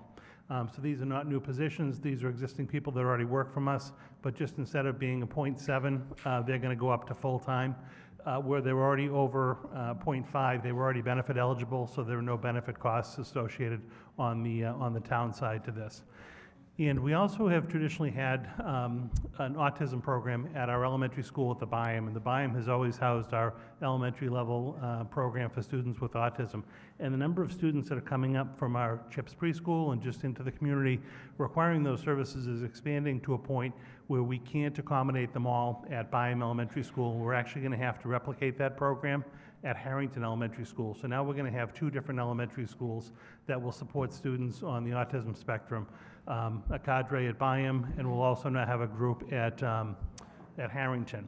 We're able to move some staff around the district, so there's not additional teaching staff or paraprofessional support staff associated with this, which is good. But we do currently have a half-time BCBA, a board-certified behavior analyst, at Harrington that I need to go full-time, just because of the extra number of kids that are going to be there for program supports. Again, it's not an issue that has anything to do with benefits, because it's already a half-time position that would be benefit eligible, so there's no additional costs on that front, but it's just moving an existing position from half-time up to full-time at Harrington Elementary School. Other than that, our budget, as town manager indicated, is relatively level service. We're providing the same services. We're trying to add a couple of enhancements for fiscal '24, as I previously mentioned. But some of the rates that we've increased over the last couple of years coming out of COVID are going to remain the same. That's our day-to-day sub rates, our long-term sub rates. We've been able to actually do a pretty good job of recruiting people to the area to fulfill those jobs. The market is still very difficult to attract people, but we're doing the very best we can. And I think the rate structure that we have in place is very competitive when we look at our neighboring communities and who we're actually competing against. And lastly, I mentioned earlier, we do have the 101 computer initiative, which is now fully funded, and we use school choice funding as an offset for that, so it's not something that's coming out of our local budget, but all of our students in grades 5 to 12 on an annual basis receive a district-issued laptop so that they can work at home and work in school. They're all on the same platform, which really works out very well for us. So in summary, that's an overview of our budget for the year. Again, this went forward to school committee in February. The school committee ultimately supported the recommendation, which went forward to the finance committee and is before you tonight. And it is a $70.7 million budget for the operation of the Chelmsford Public Schools, and I greatly appreciate your support. I'm happy to answer any questions you have. Thank you. Thank you. Does the Finance Committee have a recommendation? The Finance Committee unanimously recommends approval of Article 5. Does the Select Board have a recommendation? The Select Board unanimously recommends approval of warrant Article 5. Does the Chelmsford School Committee have a recommendation? The school committee unanimously recommends approval of the budget for the 23-24 fiscal year. Thank you. And I see we have someone here who wants to speak. Good evening. Ginger Skoog, Precinct 5. Mr. Moderator, through you to the speaker, Dr. Ling, could you please talk a little bit about what, if any, effects on the budget there are from the middle school reconfiguration? It just seemed like it would be a cost somewhere, so just wondering if you could clarify a little bit. Sure. So there were no, for those who don't know, next fall, we're actually realigning our two middle schools. We currently operate Parker and McCarthy Middle School. They're both grade 5 to 8. And next year, we're going to be having the Parker Middle School service all students in towns in grades 5 and 6. And then McCarthy Middle School is going to service all students in grades 7 and 8 townwide. So that's something that we've been planning for about a year and a half or so. And to the speaker's comments, it actually doesn't have any significant cost increase in the initial rollout of the program. Both schools are very well staffed. There is certainly staff that are going to have to switch locations. Our programming within the two schools, we were a little concerned about some of our special ed programming and having to duplicate in two different locations. The way the students just kind of fell grade level wise, we don't have that as an issue going into fiscal '24. It is something that we're going to have to revisit on a year-to-year basis to make sure that we are offering the same services at both schools, and we would not compromise on that. So if it ever became we had to add something at one of the two schools, we'll certainly do that, and I'll figure out a way to fund it if we had to. But there are no significant costs with the realignment. We're still going through some of the logistical factors as far as like the transportation, how the timing in the schools is going to work, but I don't see any, again, significant costs coming from that. We will have a little bit of a set aside in this year for some one-time expenditures using current budgets. If we have to do some little improvements to the schools, even just like cosmetically and aesthetically to make them look a little better for the kids coming in the fall, we'll do that within our own budget. But I don't see that having to come to the town at this time. Thank you. Thank you. Thank you. Anyone else? There being none, you will now vote to authorize $70,700,000 to the Chelmsford schools. And as you can see on the tally board, the vote is overwhelmingly positive, a sort of acknowledgement that under Dr. Lang, the schools have been run very well and without a lot of the conflict with the town manager that characterized some of the previous superintendent's tenure. As had been pointed out earlier, Chelmsford actually spends quite a bit more than the state mandated minimum as its per student expenditure. The article passes 139 in favor, 2 opposed, no abstentions. Thank you very much. On behalf of the school administration and school committee, thank you for your support again.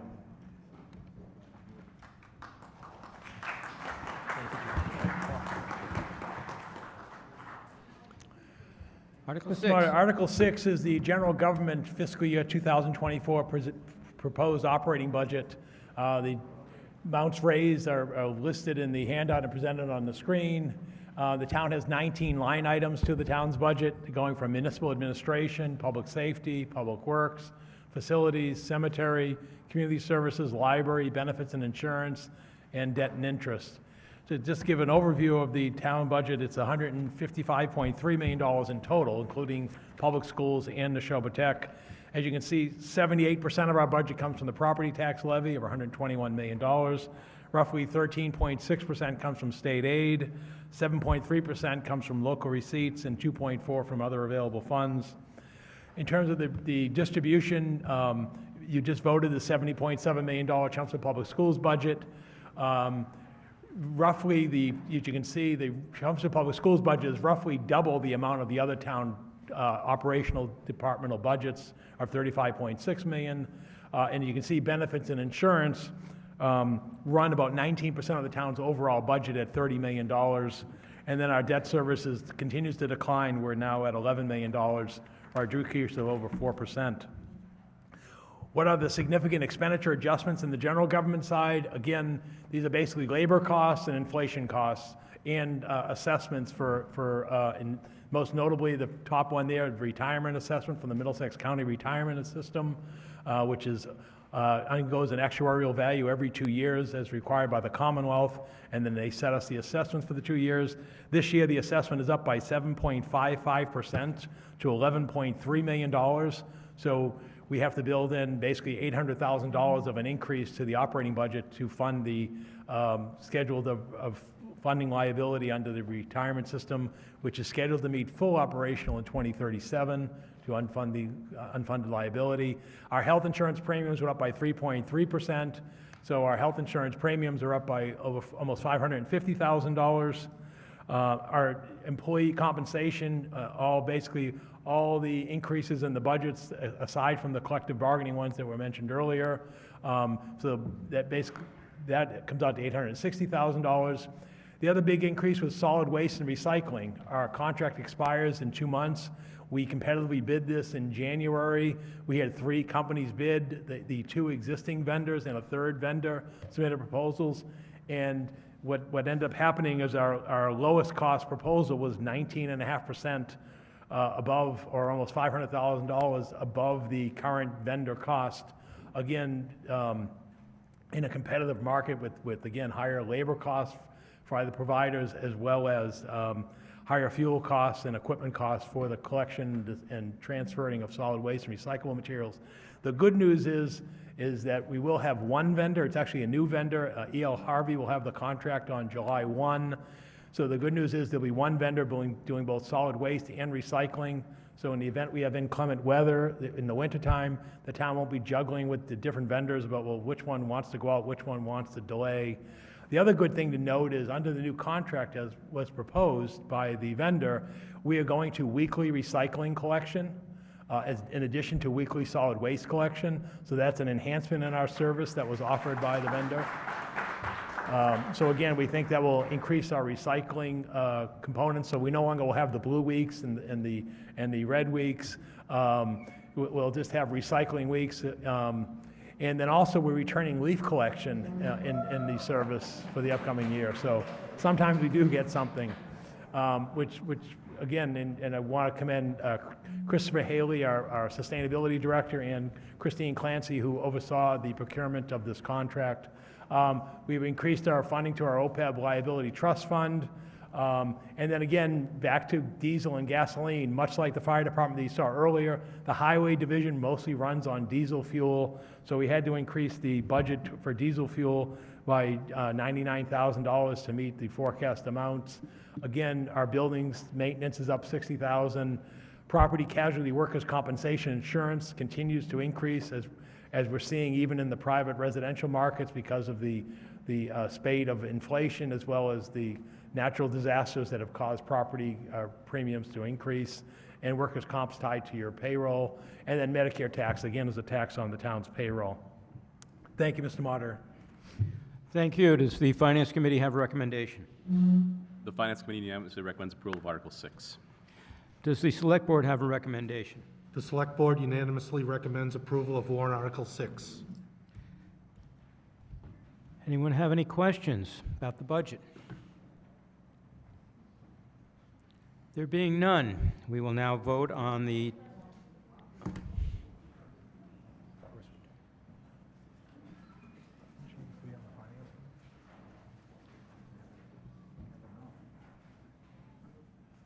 It's really not a question. Claire Janot, Precinct 4, through the moderator. I just want to thank anybody in town who worked on the contract for DPW to bring new services to the residents, because we don't have that happen a lot. And I remember when leaf pickup was taken away many years ago, and it was such a big inconvenience to so many residents. So I'm just here to say thank you very much. Thank you. Well, now we can vote.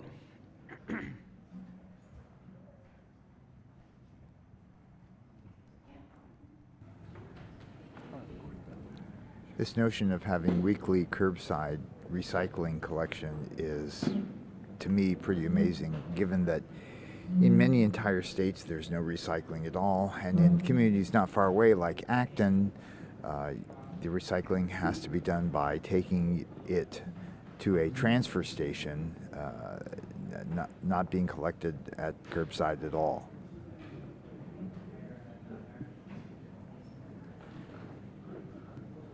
The other observation here is that this budget has passed. The article passes completely 131 in favor, without any 3 negative votes, and 2 abstentions. difficulty. And, Article 7's been addressed just with the remarkable consent agenda, compared to so what's we been will passed jump to Article years. 8. Thank you, Mr. Moderator. Article 8 is the request for the town's fiscal year 2024 capital budget. Finance Director John Souza, who chairs the town's capital planning committee, is going to do the presentation under this article.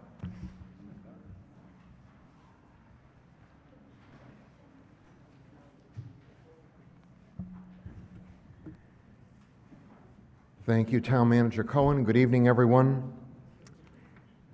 I'm just going to forward through some of these slides since you have these in your handout. This is all the wording for the motion for the capital improvement plan. Okay.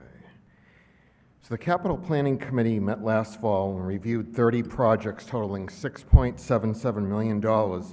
And after careful consideration, the committee voted to recommend 18, 9 were deferred, and 3 withdrawn.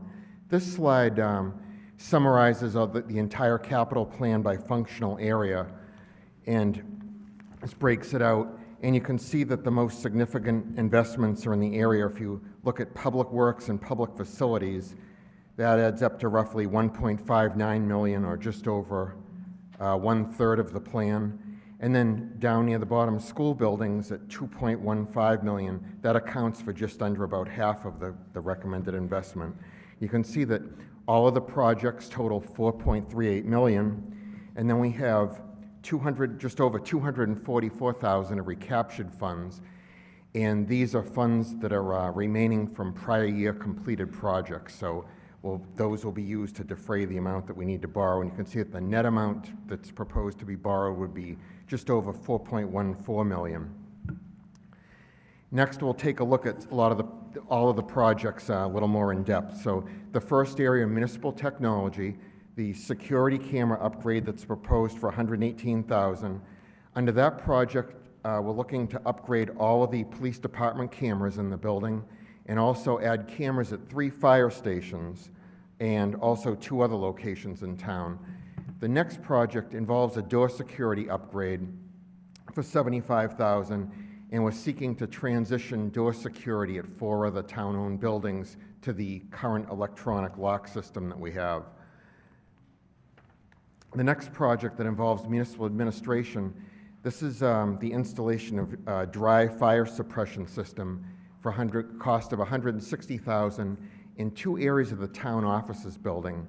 And the issue here is that when the fire suppression system was originally installed, the 2 rooms that are used to keep planning and zoning files and also a public record storage room were actually not used for record storage at that time. So the goal is to convert from a traditional water-based system to a dry-based system, so that should a catastrophic event ever occur, you wouldn't want to have water destroy all the records that we have. The next area is public libraries. This project for $100,000 involves the reconstruction and replacement of the retaining wall at Adams Library along Boston Road. If you've ever driven along Boston Road or walked on the sidewalk there, you've probably seen that the retaining wall, it's about 20 years old. It's been leaning towards the sidewalk, and the goal is to replace that so we don't have any problems there. And it runs the entire length of the main parking lot at Adams Library. Next, in public safety, there are 2 projects proposed for the fire department that involve vehicle replacements. The first is replacing an older 2009 investigation vehicle at a cost of just over $68,000. Also replacing a service rescue truck that you see pictured in the lower right corner for just under $112,000. Then we move on to public works. We have $350,000 budgeted for sidewalk improvements, and also $400,000 budgeted for road improvements. The work will be done in keeping with the latest update of the paving and sidewalk master plan update that was recently presented. Under the sidewalks, 1/3 of that funding will be used to replace damaged ADA curb ramps that you often see with its curb cuts, those little ramps or pads that provide traction. And then the remaining sidewalk funds will be used on reconstructing sidewalks in areas where Public Works will be repaving. Moving on to other public works projects, this project involves the purchase of a sander truck body and brining system, and this is actually going to be used on a truck that was purchased in this year's capital plan, the FY23. This special body will allow the DPW to apply both rock salt and liquid brine during winter de-icing operations. And then the next project involves $150,000 for the design work that's necessary for the reconstruction of the School Street Bridge at Stony Brook. A 2017 inspection report detailed some of the issues with this bridge, so this money will allow DPW to complete the design work so the project can be bid, and then additional funds may be required in the future when the construction actually takes place. Then we move on to municipal facilities, and one of the themes that you'll see tonight is that with both our municipal and school buildings aging, a number of elevator replacements are needed. So the first one involves the town offices building at 50 Billerica Road. This is at a cost of $480,000. We have municipal facilities has a maintenance contractor that periodically services the elevator. They recommended that this unit be replaced. You'll see that this is an important unit because it provides the only ADA accessible route to the second floor of the building. Next, we move on to school facilities. $316,000 is proposed to replace the boilers at the Harrington School. The next project involves the elevator replacement. This is at the Westlands Community Ed Center at a cost of $325,000. You can see from the slide the existing elevator in that building is approximately 33 years old, and most of the parts are no longer manufactured. The next project involves floor tile replacement at both middle schools. The work here will be replacing broken and damaged VCT or vinyl composite tile in the corridors and classrooms at both of the middle schools. The next project involves a boiler replacement at our high school for a cost of $207,000. This is additional funding that will be used to fund the demolition and installation of the new boilers. You may recall that $325,000 was appropriated in the fiscal year 23 capital plan to purchase the units. The next project involves the replacement of an elevator at the high school at a cost of $480,000. You can see that the existing elevator in this building is about 48 years old, and it receives heavy use daily by both students and staff. And then the last project involves the high school, and this project is just over $641,000. This involves the design work and also procuring the equipment that's necessary to remodel both the kitchen and the food preparation areas. And this will start the project, and additional funds will be needed in the future to complete the remodeling of that kitchen and food prep area. So that concludes a look at the capital plan. If there's any questions, I'd be glad to answer those. Thank you. Does the Finance Committee have a recommendation? The Finance Committee unanimously recommends approval of Article 8. Select Board have a recommendation. Select Board unanimously recommends approval of warrant Article 8. Anyone have any questions regarding the capital budget?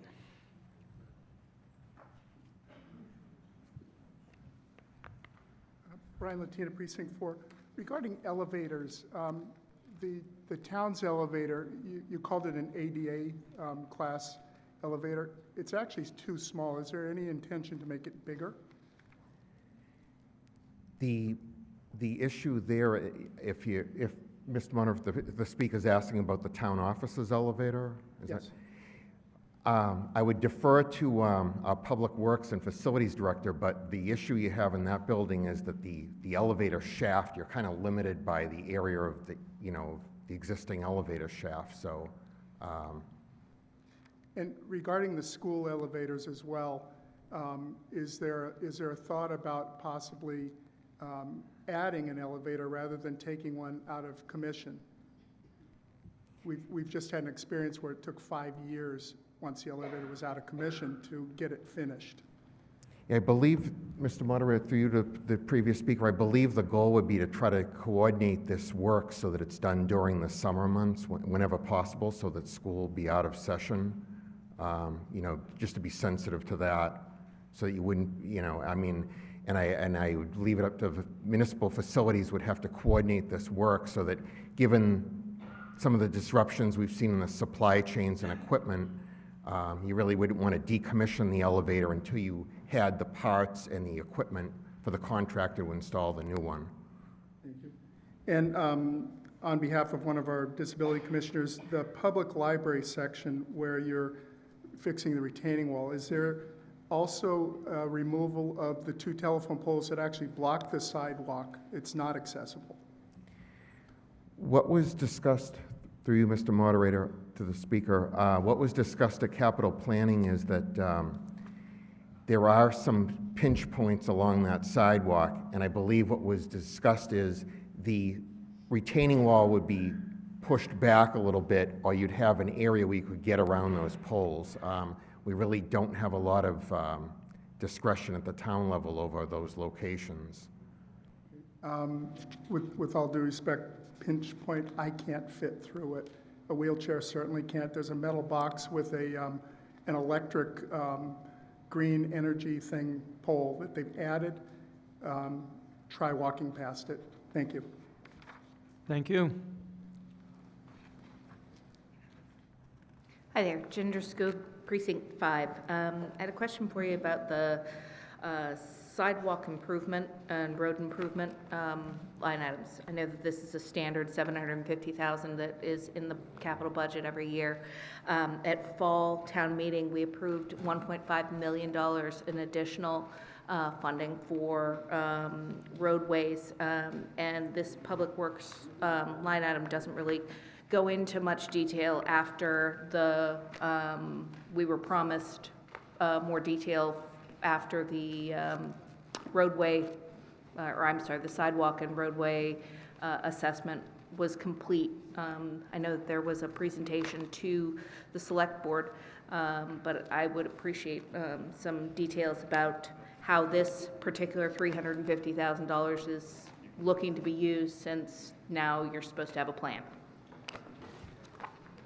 Mr. Moderator, through you to the previous speaker, in consultation with our Public Works Director, Christine Clancy, the road improvement funding of $400,000 will be taken together with the Chapter 90 money and the money that was appropriated free cash, and it will include the following list of streets. I'm just going to read this short list of streets, if that's Chatham Road, Cushing Place, Dunshire Drive, Gary Road, Kensington Drive, Kidder Road, Montclair Circle, a portion of Parkhurst Road from Route 3 to Drum Hill, Stedman Street, and then Summer Street. So those would be, so it's difficult for me to say exactly what this $400,000, which of those roads, but taken together in context, those are the roads that would be would use for this money. That's roadway improvements, specifically for the sidewalk improvements. Is that going to go with those projects specifically? Yes, so what? The remaining 2/3 of it Right. after the curb stuff. Yes, through you, Mr. Moderator, the remaining 2/3, it's approximately $233,333. That will be spent on reconstructing sidewalks in the areas where Public Works will be repaving these streets, because one thing they found is it's more efficient if they're already there repaving the road and you have to disturb the curbs and things of that nature. It's more efficient to have them work on reconstructing those sidewalks at that same time.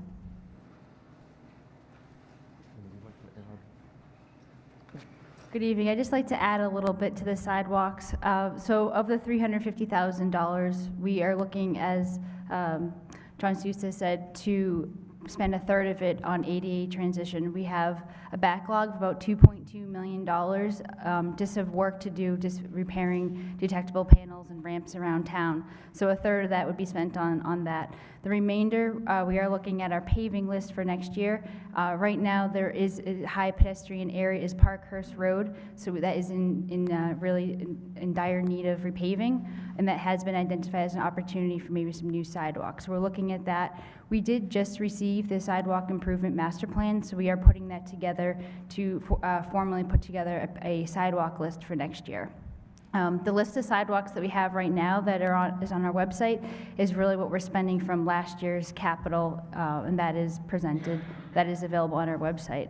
So right now, a third of it is the ADA transition. We're looking at Parkhurst. There are other needs around town. We do have a $19.9 million backlog just in existing sidewalks, and above that, potentially $15 million in new sidewalks. So we'll be programming that into future, whether it be Chapter 90, capital, or other opportunities. Thank you. Would you please start the clock? Sure. I went on record in the fall with similar discussions, so I'll try and keep it a little shorter. This town, I understand the DPW director is only into her first year of being in this job, but this town has been kicking the can down the sidewalk for almost 20 years. If you look back on the town's documentation, we have been recommending sidewalks in areas closest to our schools where our school system charges our parents for our children to ride a bus because the town cannot provide a safe path to a sidewalk for those children. Since 2006, this has been specifically mentioned in the Bicycle and Pedestrian Advisory Committee recommendations to the Select Board, to the Town Manager, to the DPW. You just spent a ton of money on a plan, assessment to give you a plan, to give you a system to now do something. At some point, it would be really nice to hear from DPW to this body, how are you going to actually do the plan that you have set in place? And how are you going to get the appropriate input from the citizens to make sure that you're doing it in the places where it is going to have the greatest impact for the greatest number of our citizens who need to walk. We talk about being a walkable community. We talk about being an age-friendly community. We talk about being an eco-conscious community.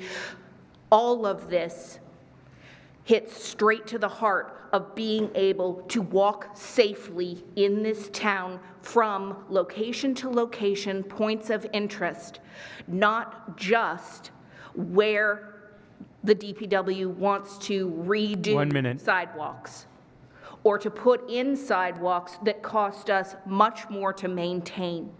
I might sound a little angry, I am. I've lived in my house for almost 10 years and have been being promised a sidewalk to get from Dalton Road to the center for more than the entire time I've lived there. And every time it gets kicked down the road again because nobody is investing the money to do it. So I would appreciate if DPW would come to this body again soon and tell us how you are going to make sure that the money that we are approving every year is actually getting used and moving us forward and not just patching the areas. Thank you. Thank you.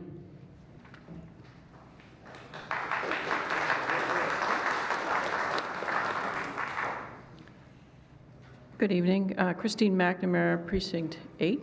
I just had a quick question on the dry fire suppression system that you had mentioned earlier in your presentation. I was just wondering what the materials are for that and whether that does involve like a PFAS retardant or firefighting material.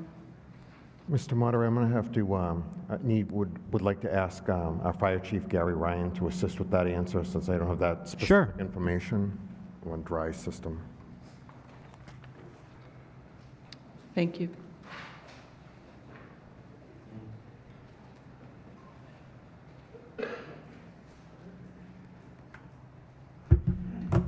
Good evening.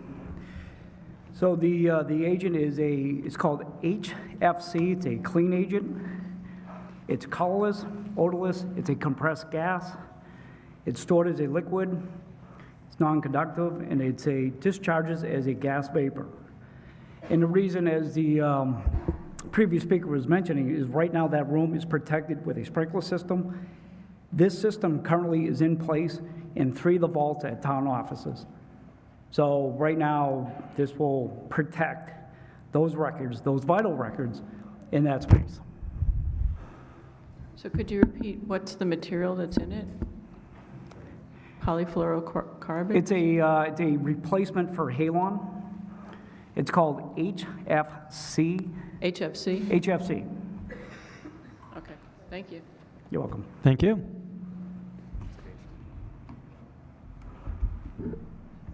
Director Badru Upiyapan, Precinct 11. Through you to the previous speaker, the presenter. Quick question on this, the last slide on the school, kitchen upgrade. You mentioned the 641 is not the last of the monies, that there was more work to be done. Is this the only item that has more money behind it coming in this set of upgrades that you mentioned, or do the other projects also have more money coming down the pike on that? Mr. Moderator, through you to the previous speaker, this is the only one that we're aware of. We've gone through and checked, all of the elevator projects. What we have seen is we've seen something that the town manager spoke about earlier. We've come through kind of an extraordinary period of high inflation that we haven't seen in 40 years. So for decades, we've kind of gone along at 2 or 3% inflation, and we haven't seen these dramatic increases. But in the areas of HVAC, building remodeling, things of that nature, there's been some significant cost increases. So in working through with our Public Works Director and our Facilities Director, as I mentioned, the elevator ones we're confident on. This one, we just want to be upfront with people and, be, forthright and say that it will cover the procurement of the new equipment and the design work, but it will not cover the total project. A follow-on question, Mr. Moderator. What is approximately, as planned, the full amount of work to replace and bring it online at current estimated pricing? I understand that we may not have all of the capital to finish it in 1 year, but what is the estimated 2023 February, March, April quote value for what the project value is, of which 641 will come out and the balance is subject to inflation or market dynamics? Mr. Moderator, I'd like to ask Public Works Director Clancy to assist with that, since you've been involved with that.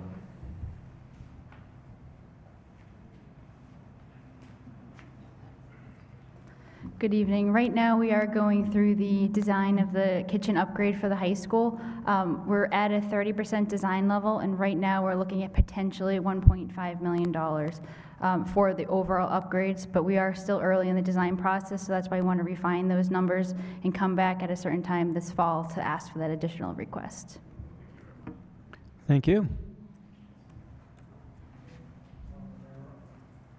Arrow, Precinct 5. I'm also would like to ask a question about the kitchen upgrade and preface it with, I was a volunteer for the compost program, helping to direct students, to separate trash from food and throw the trash to the trash barrels and the food into the compost bins. And so I'd like to know if this upgrade isn't just, equipment, but if the operation of the kitchen is going to be revamped so that it somehow tries to eliminate some of the waste. The amount of trash that was getting produced was unbelievable. Everything was packaged. Okay, so your question is, you want to know what it's going to be? Yeah, is there going to be any changes in the way they serve the food and use maybe reusable utensils instead of throwaway? Well, let's find plates that are reusable?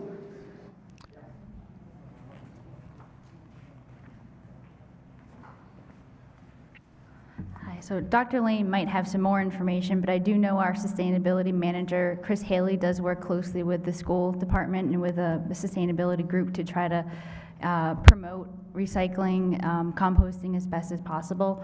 It's something we can look at. Like I said, we're still in the 30% design stage, but we're still, I guess it is primarily needed for the equipment upgrades and also bringing other compliances up to code, getting an oil water separator. So that has been the focus of the kitchen design, and also opening up some of the area for better setup and serving. But I think that's something, I don't know if Dr. Lane can add to it, but that's, from DPW's perspective, we do coordinate closely with the school to try to promote that and really engage the students in best composting, recycling efforts as best as possible. Okay. Hold on, your question hasn't been completely answered, apparently. Sorry. I'll try to be quick on this piece. We certainly can look at everything going into this because it's going to be a fresh start. I will tell you, though, we have looked previously into like what would be involved if we were to actually wash, plates and reuse silverware and things like that. It's not realistic in a K-12 school system. We do use the biodegradable products, the stuff that can be recycled. I do not see us getting to a point, I just don't want to lead you down wrong way.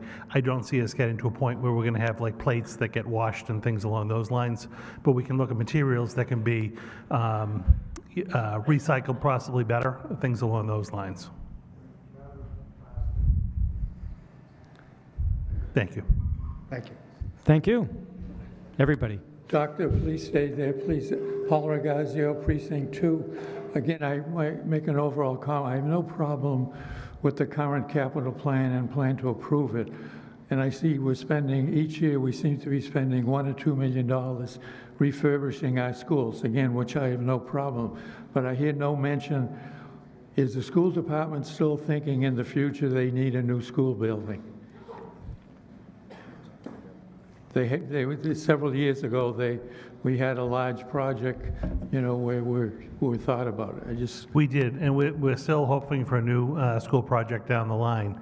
Back in 2015-16 is when we actually came forward to town meeting to add the modular buildings at each of the elementary schools. Right. That was, again, project was very well done, actually came in on time, under budget, which doesn't typically happen. So we're very happy with that, but we are continuing to see an enrollment increase, particularly at the lower grade levels, elementary, middle school. And that's going to persist over the next 5 to 10 years, as long as our projection holds. And we have a company that comes in to work with us each year on that. We have applied for the last few years to the Mass School Building Authority for a potential new school building project or a rehab project. My preference would be some type of a new school building project down the line. And the last 2 years we have applied for a middle school project. We've shifted our focus from a high school project. We got a lot of feedback from the state that it just wasn't likely that we were going to be partnering with the state on a high school project because our high school came online 73, 74. And the projects that they're funding are much older and in much worse shape than our current high school is. So we kind of retooled. We had the group come back in and did the facilities work with us, reassess our buildings, and we actually decided to move forward with a middle school project. Last year, we did not get invited into the funding round. We're hoping possibly this coming fall to be invited in to have a conversation with the SBA about a potential future site.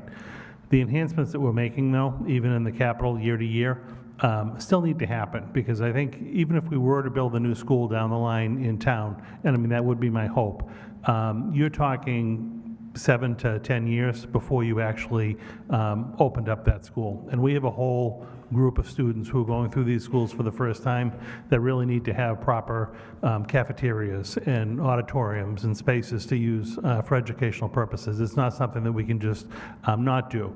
We are very cautious when we bring forward capital projects each year to make sure that the projects aren't wasteful, that it's not we're putting it into a building that we know might be coming offline, or if we do put it into one of our 2 middle schools, that equipment could be replaced. So let's say we did a kitchen project at Parker Middle School a couple of years ago. If we did a new Parker school, some of that equipment might be able to be reused in a new facility or even be repurposed in one of our own facilities. So we're not bringing forward projects that wouldn't have a long-term value still to the town. We do take that into consideration when we bring our recommendations forward. Yeah, no, I have no problem with the annual, renovations and upgrades, that's, I understand. But within the next 5, do you foresee within the next 5 or 10 years actually having a new building within the town? Well, my hope would be to be able to start that process. It takes a very long time to do. And I think if we were going to do that, we would need to partner with the state, because the state would basically, based on our return rate, they would fund about half of that project. So I think it makes it much more palatable if we were to move forward with a new project, if we were able to get the state's assistance. But I think the earliest we would ever hear from the state that they wanted to work with us would be possibly a year out. And then it's anywhere from a 1 to 3 year period of time from that point when you actually go through your planning, you get your votes and whatnot. And then when you actually build, it's another 3 to 4 years. So it's still a ways down the line. Okay, thank you. You're welcome. Thank you. All right. So now we're going to vote on Article 8, the capital budget. This requires a 2/3 vote.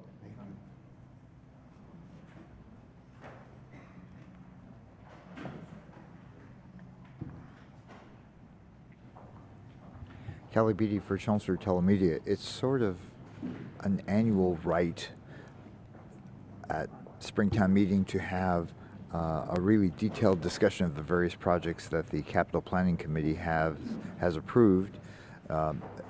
Not all of them that get suggested are approved. Some are deferred, some are rejected outright.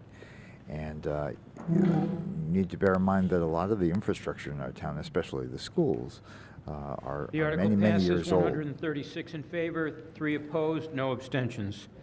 And so We've consequently, already dealt things with break Article down 9 in and the need consent repairing. agenda, so we'll jump to Article 10. Thank you, Mr. Moderator. Article 10 is a capital request regarding the sewer operations. This is a request for appropriation in the form of borrowing of $542,000 for the Milan Avenue sewer pump station replacement. The sewer pump station was constructed back in 1995. Back in 2019 fall annual town meeting, we appropriated $25,000 for engineering and design for the upgrade. Back 3 years ago at Springtown meeting, there was an initial appropriation of $350,000, and we need the additional funds to complete the project.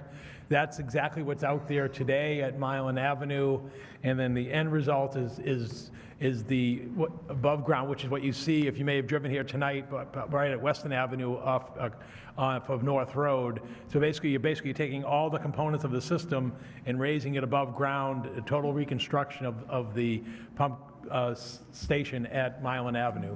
Thank you, Mr. Moderator. Thank you. Does the Finance Committee have a recommendation? Select Board have a recommendation. The Select Board unanimously recommends approval of warrant Article 10. Any questions? There being none, we will vote on the appropriation of $542,028 for an upgrade on Myland Ave sewer pump station. 2/3 vote is required.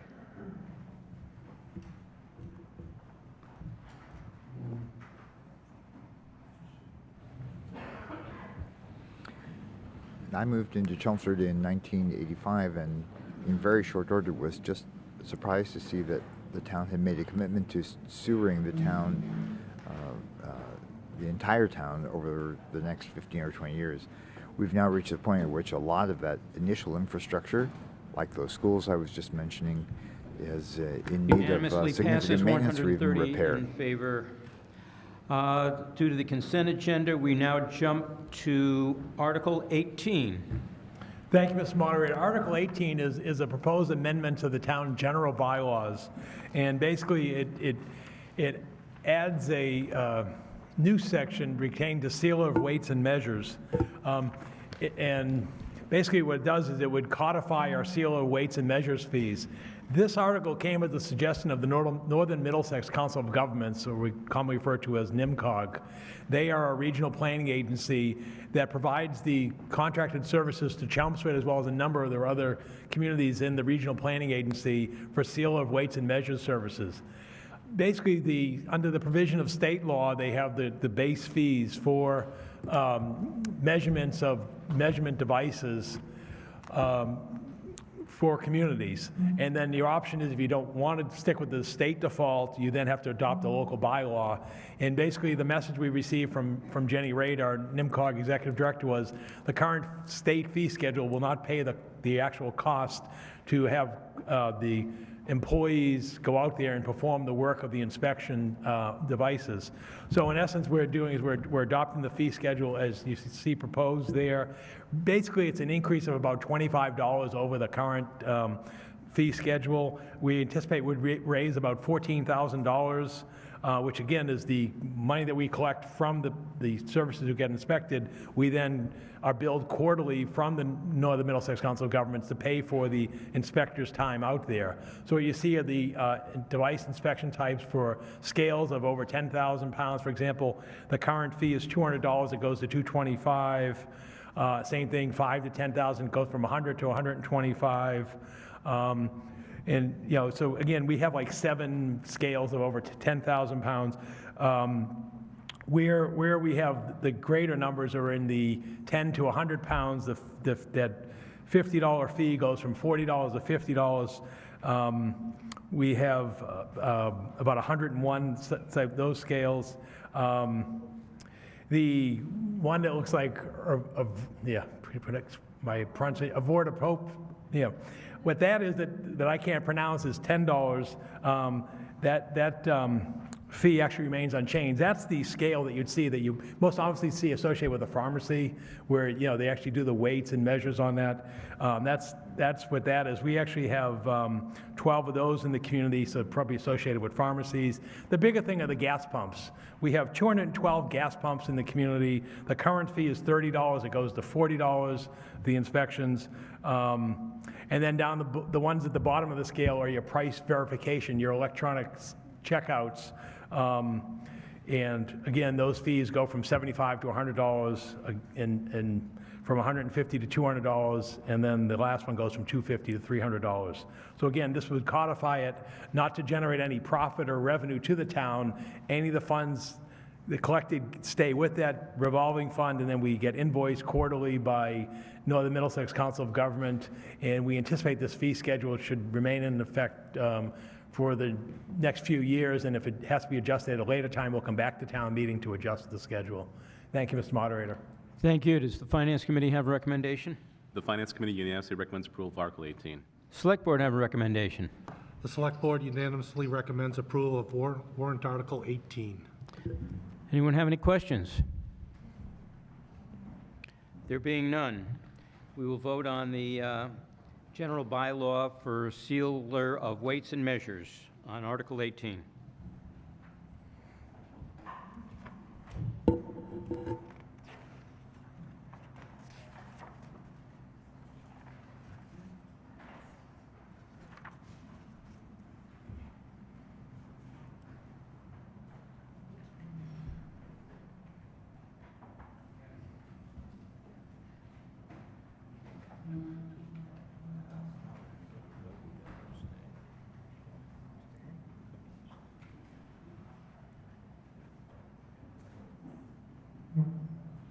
Article passes 131 in favor, no opposition, 1 abstention.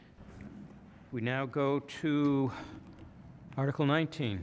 Yeah, thank you, Mr. Moderator. Article 19 and Article 20 are the 2 zoning bylaw proposed amendments on the warrant for the spring annual town meeting put forth by the Planning Board. And I'm going to turn the podium over to Evan Belansky, our Community Development Director, who will give the presentation on these 2 articles.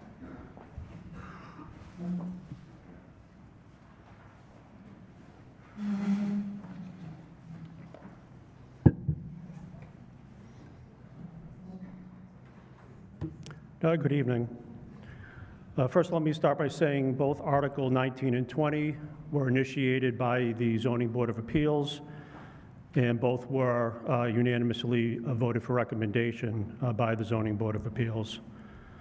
So Article 19 is related to Section 195(8) of the zoning bylaw, and we're specifically referring to subsection 2. Section 195(8) was most recently before this board back in 2019, when the historic dimensional table was inserted. Unfortunately, as part of that process, subsection 2 was inadvertently deleted. The key items of interest related to subsection 2 is that it is consistent with the State Zoning Act as it specifically relates to pre-existing non-conforming situations.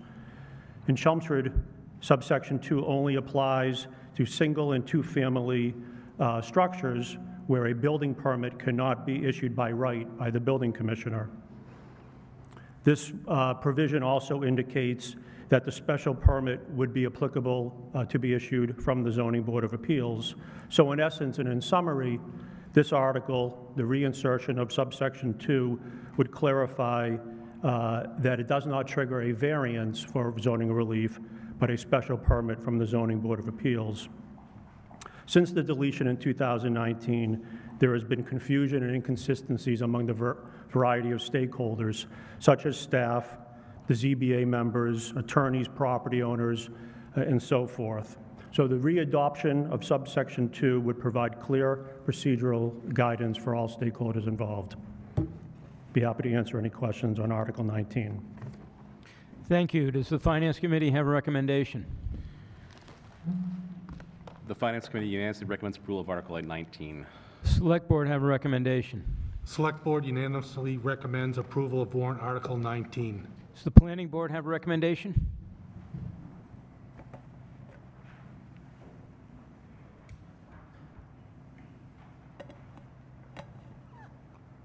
Deirdre Conley, Chair of the Planning Board. After a properly noticed public hearing on February 22nd, 2023, the Planning Board voted unanimously to recommend this article. Thank you. Any questions?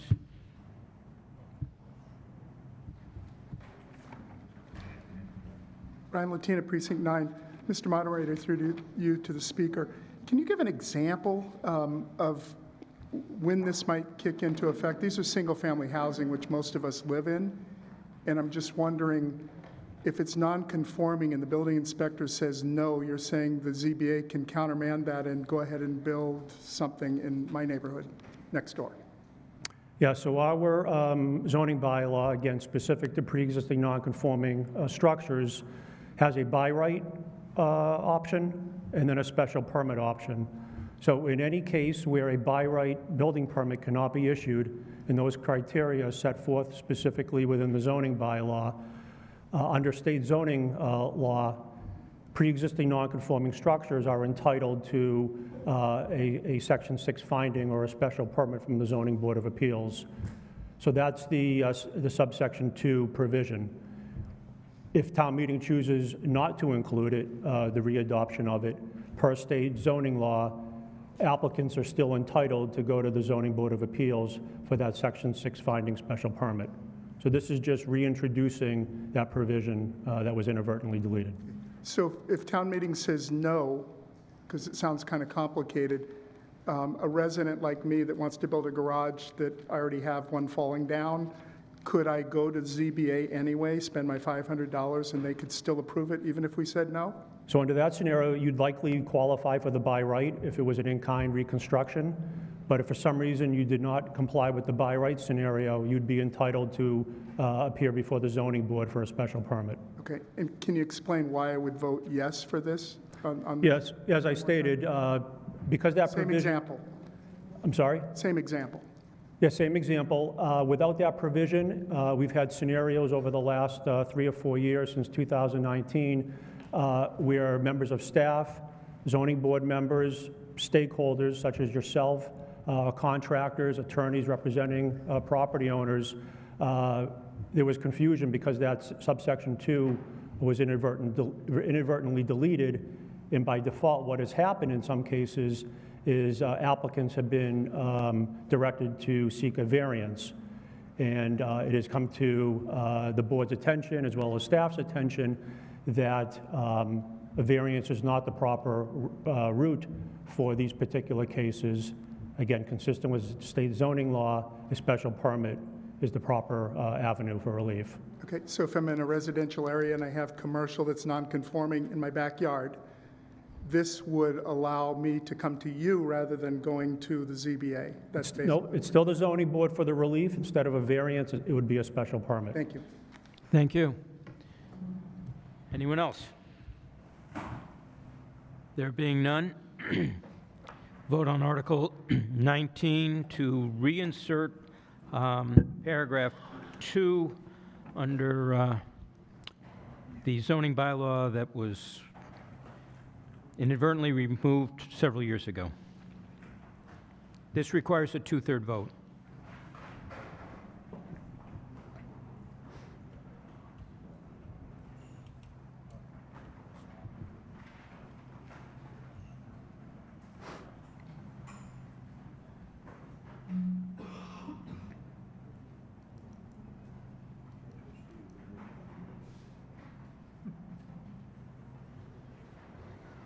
The article passes 126 in favor, 4 opposed, 2 abstentions. Article 20.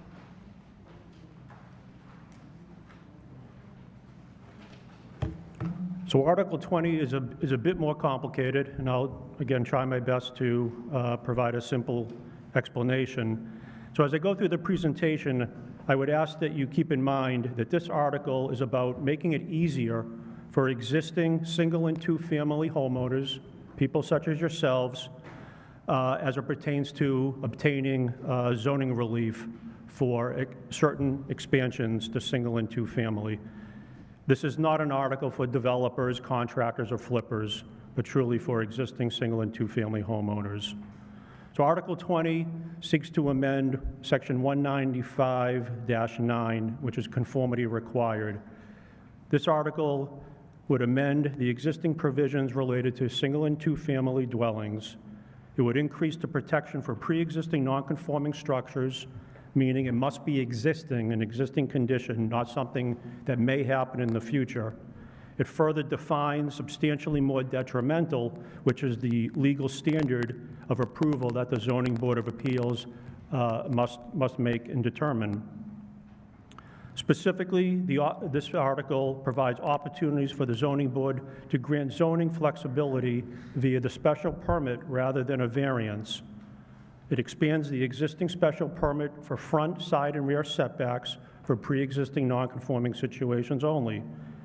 It also has 2 new special permit provisions, one related to maximum building coverage, which is the footprint of all buildings, house, garage, and sheds, directly related to the size of the lot, as well as a special permit for floor area ratio, which is the gross square feet of all buildings directly related to the size of the lot. The reason that this particular zoning relief is being asked for is based upon zoning for purposes of single and two-family being in place since the early 60s. Because zoning for single and family and two-family structures has been in place since the early 60s, 80% of the lots are undersized. Building coverage and floor area ratio creates an unintended artificial mathematical cap on the size of a structure that can be built. Again, it's directly related to the size of the lot. All the lots within the RA zoning district are undersized. Those lots need 60,000 square feet.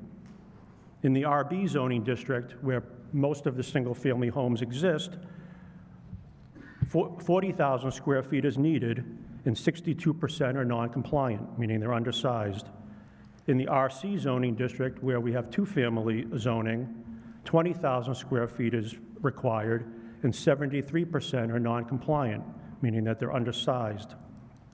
So because of the nature of 80% of the lots being undersized, in the zoning bylaw regulating maximum building coverage and floor area ratio, if you don't comply with maximum building coverage and floor area ratio, a variance is required. And variances are extremely difficult to legally obtain. The zoning board and the applicant need to determine that there's a legal hardship related to the land, topography, or soils. It has to be unique to that particular property and not a general characteristic of the neighborhood. Recent trends, pre-COVID and post-COVID, have indicated that families are interested in building limited accessory apartments. They want their house to be age-friendly. They want to be able to work from home. They have growing families. They want to attach garages. More importantly, and simply stated, people who move to Chelmsford, they choose to stay and they want to update their existing house. Research has indicated that most suburban towns do not regulate building coverage and floor area ratio as it pertains to single and two-family residential structures. Currently, the zoning board is seeing at least one and upwards of two variance requests for maximum building coverage and floor area ratio. We expect these trends to continue based upon the recent trends related to development and interest in staying in one's house.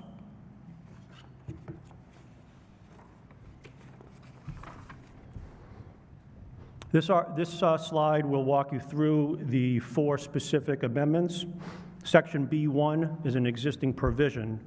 The amendment clarifies applicability to conforming situations per the dimensional table. This is the only provision within the article that speaks to conforming situations, and it's a clarifying an amendment. Section B2 is the new special permit. It is related to increasing setbacks, side, rear, and front per the historic setback table in Section 195.8, specific to pre-existing non-conforming situations. Section B3 is that new special permit that I referred to, specific to maximum building coverage, which would allow the zoning board via special permit to increase it up to 40% for single family and up to 30% for two-family, again, specific to pre-existing non-conforming situations. Subsection B4 is that other new special permit provision related to floor area ratio. The zoning board's preference is to handle this on a case-by-case basis per the increase in the dimensional table. Currently, the floor area ratio in the RA district is 15%, 20% in the RB, and 25% in the RC. Provisions 3 and 4, per town council's input, shall not apply to multiple principal structures on one lot.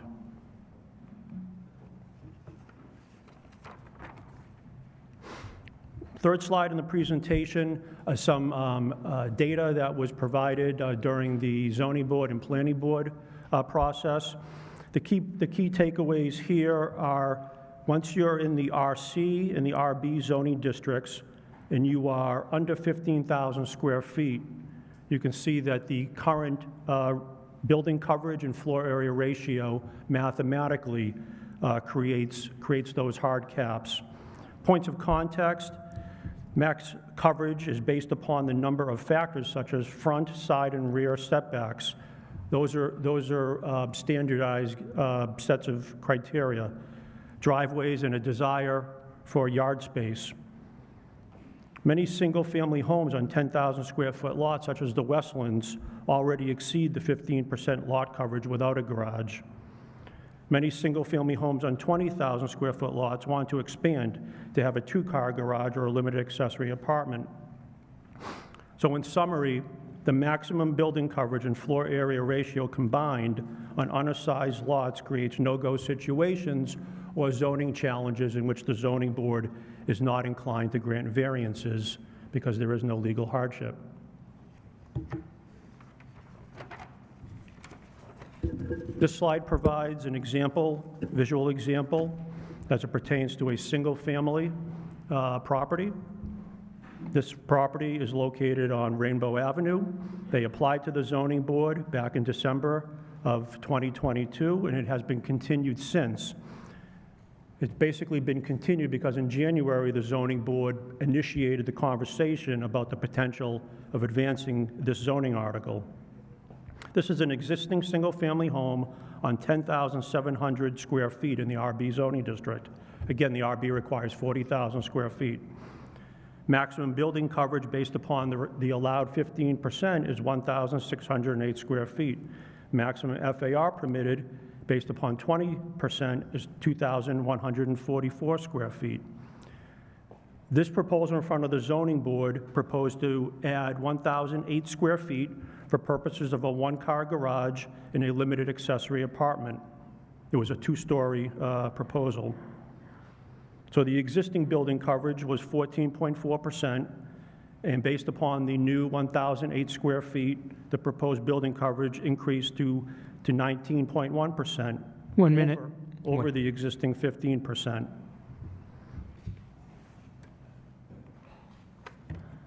The last visual example is a two-family.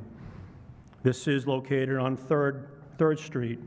They applied to the zoning board in March of 2022, required a variance. The variance was denied 3-2, a supermajority vote of 4 votes is necessary, but this gave an indication that the majority of the zoning board was amenable to the approval. This project has since, if some of you have driven by this particular property, this property has since been demolished and a new two-family condex has been built there. That new two-family was built by right without any zoning relief, and that was a total gross square footage of 2,840 square feet. If town meeting is to approve this article, there would have been an opportunity to preserve the historic structure and work within the zoning board process. Zoning board process requires a public hearing, and all the abutters within 300 feet are notified. Your time is up. Thank you. The Finance Committee have a recommendation? The Finance Committee, a majority of the Finance Committee recommends approval of Article 20. Select Board have a recommendation? The majority of the Select Board recommended approval of Article 20 with 3 in favor and 2 opposed. Does the Planning Board have a recommendation?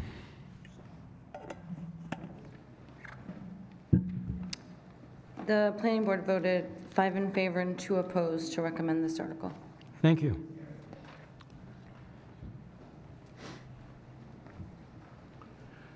Hello, I'm Sherman Horton, Precinct 6. First, I'd like to thank the presenters. This is a difficult topic. I was at the preview meeting on Wednesday. It was well handled there. And I'd like to thank them for trying their level best to, oh, please start the clock.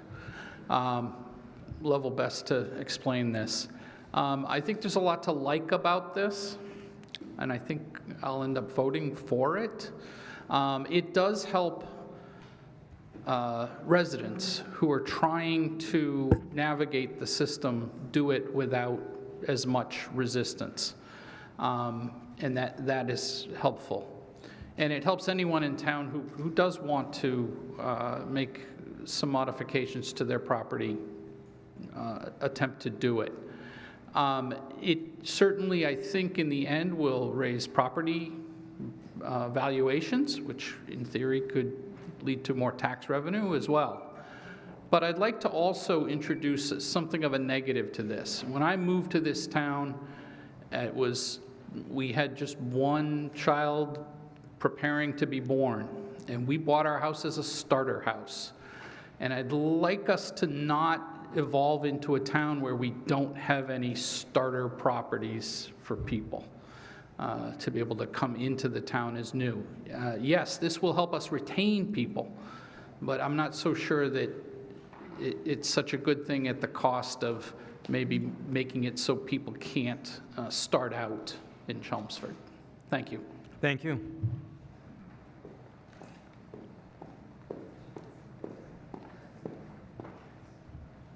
Kathy Tuberty, Precinct 8. Just a clarification question. Mr. Moderator, through you to the speaker. Thank Can you. you please explain floor area ratio? Is that just whatever the first floor area is? And if I have a multi-story house and I do a multi-story addition, would I only be counting the floor area on the first floor for both? Yeah, so floor area ratio is defined as the total gross square footage within the walls and under the roof of the house, excluding any floor to ceiling that's less than 7 feet.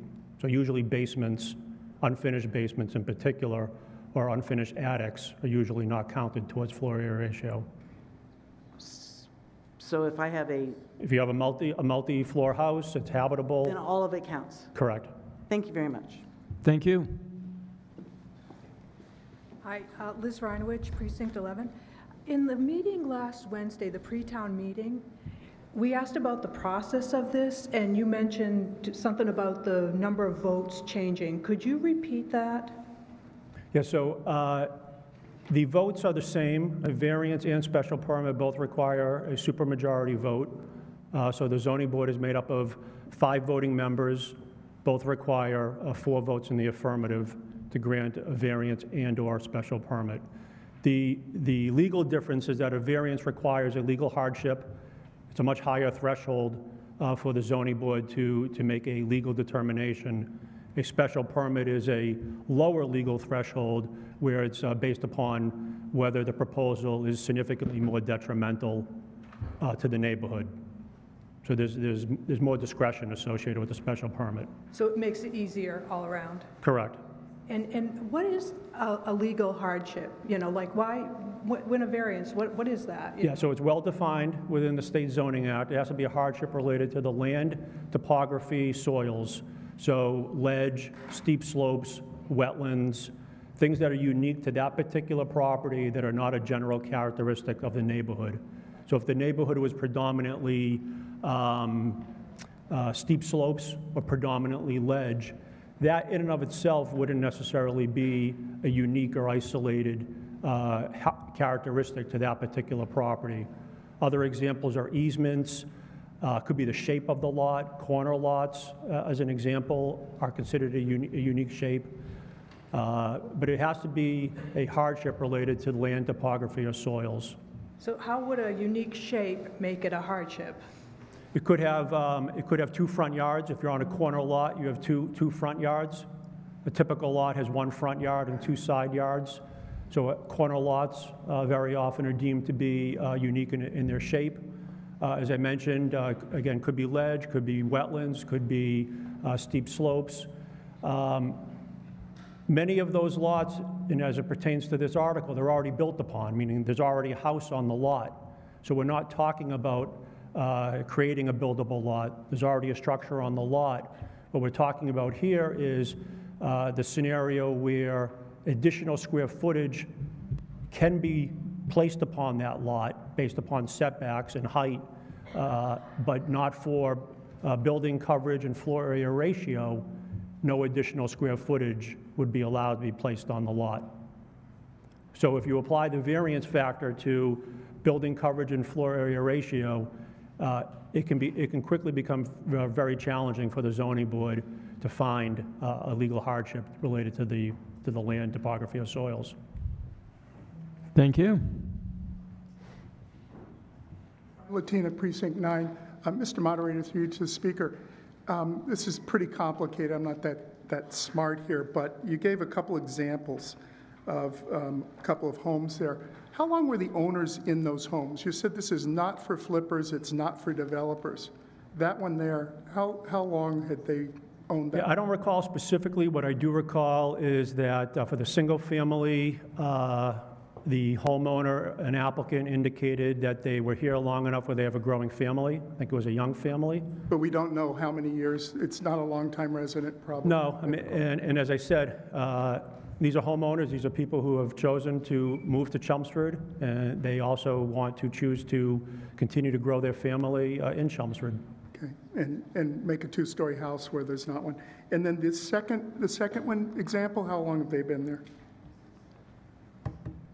That one, I believe the owner had long ownership. The file does go back a little ways, but as I indicated, after the variance denial, he quickly pivoted and pursued a by right 2-family build. So they'd been there for a generation? I don't know the timeline. And they built a condex instead of what I see there? That is a 2-family current. That picture. This picture is a 2-family. Yes. Okay, and you said that there is a process today, and 2 or 3 folks come in every planning board meeting and ask for one of these. How many of those get declined? So it's with the zoning board. And we're seeing at least 1 application, if not 2, every month. The zoning board meets monthly. And how many of those two are the zoning board? Good question. So the variance associated with building coverage and floor area ratio have been a recent, I guess they've recently been identified within the last couple of years. So prior to the last couple of years, for whatever reason, there wasn't a large number or an increasing number of these variance requests. Over the last couple of years, likely due to the new building commissioner beginning work, these variances have been identified. The zoning board historically is not inclined to grant variances. Again, it's a high legal threshold. Okay. The days... You said 2 per month, so in the last year, 24 of these have come forward. You can't tell me how many of those 24 were said no. What I've presented this evening is that over the last year, we've had a handful. Starting in January of this year, the board is seeing at least 1, if not 2. Okay, but we're not sure how many they said no to. They tend to say yes, I think. Not the variances related to building and floor area ratio. In fact, the ones from January have been continued. Again, they've been continued because the applicants and the board know that this article is pending before town meeting. Okay, and this one says that the max permitted is 20%. Your article says that we can go up to 40%. You could go into Westlands and double the size of the footprint in every house there, fill up the lawn with a secondary portion if we pass this, with all the proper... No, you'd have to comply with setbacks. Okay. Setbacks in the Westlands, based upon the historic table, are 12 feet on the side. So there's no benefit to the Westlands to get to 40%, you're saying? You'd have to go up. You'd have to go, so all the houses in Westlands would be 2 stories. Be given the opportunity. In my neighborhood, my experience has been, you can start the clock, my experience has been that anyone that wanted to increase the size of their house or build a family apartment in the last 3 years got it. Double size, garage with a house on top of it. Neighbor across the street built a duplex in a single family. I had no notice. There's now a dumpster in the driveway, and every Tuesday morning or afternoon, a full-size trash truck picks it up. There are 4 cars, new driveway, secondary opening. There's not an A and a B address at that home. Parties, swimming pool, hot tub, lots of neighbors there. I'm fine with it, except it's a lot noisier, and it's not a single-family neighborhood anymore. 2 houses down, when the kids moved back, they have an apartment. That was approved. Around the corner, house was approved. It doesn't seem to be a significant problem, except possibly for flippers and developers, it could be a problem. So I'm very concerned that if you allow my neighborhood to be 40% coverage, given the setbacks, you're going to have what looks like North Jersey in Chelmsford really quick. And the developers, this property would be very valuable to flip it. So I'm going to vote no, and I'm sure we'll come back to this. It sounds like we have a process where it goes through okay, and unfortunately we have no data on how many were denied. So I'm a little hesitant to change my whole town into North Jersey. Thank you. I'm going to vote no. Thank you. Hi, Kevin Gasola, Precinct 1. I wanted to address the dissenting vote there, raised some concerns in my mind. I'm not sure if I got it right. Would I be able to look for likely properties, buy them, expand them, convert it to multifamily, and then sell it for a profit? Not under this article. Only if it were an existing 2-family. You have to be existing, so you can't just move in and start, You can, under this article, you cannot convert an existing single family to a 2-family. Okay, thank you.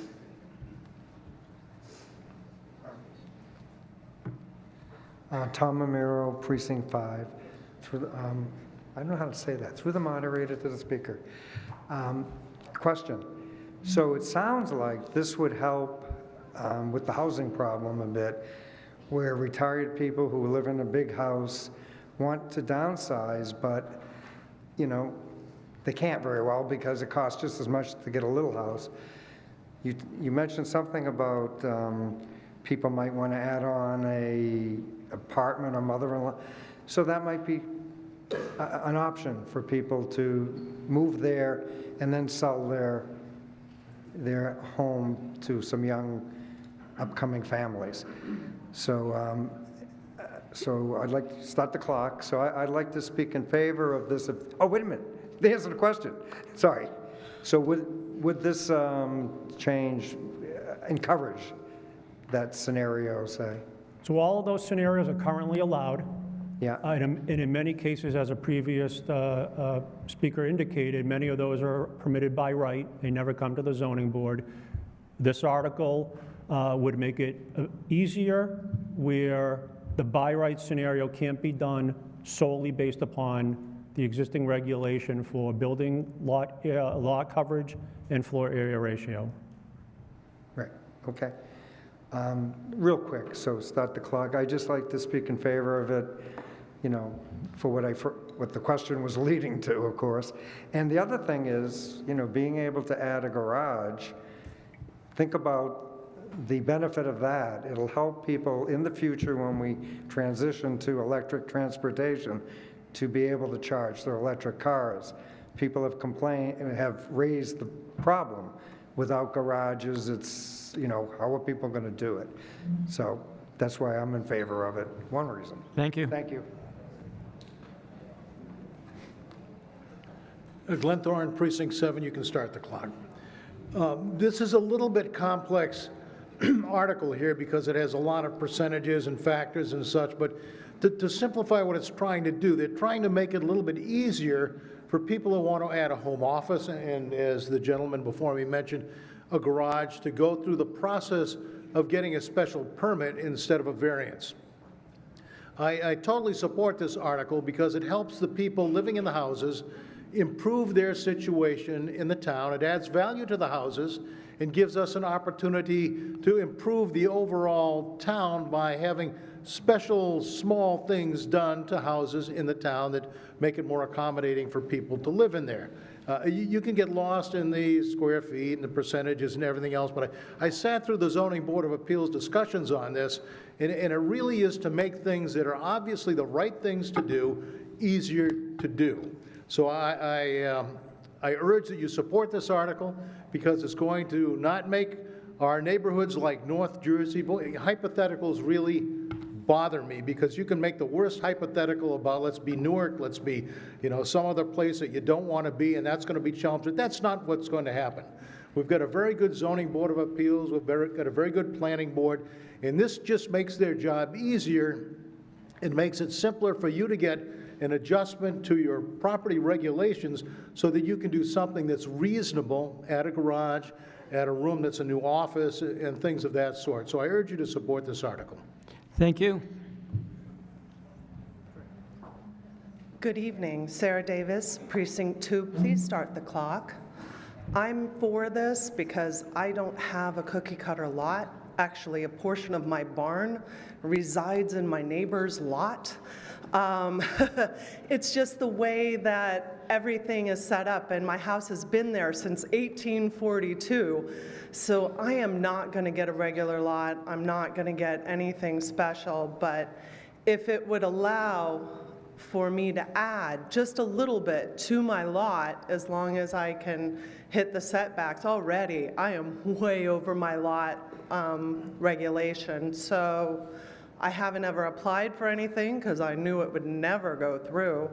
I'm in favor for it because it may give me an opportunity, and I've been here since 2004. I'm not a flipper, and I've brought my mother here. So anyway, thanks, everybody. Thank you. Erin Drew, Precinct 10.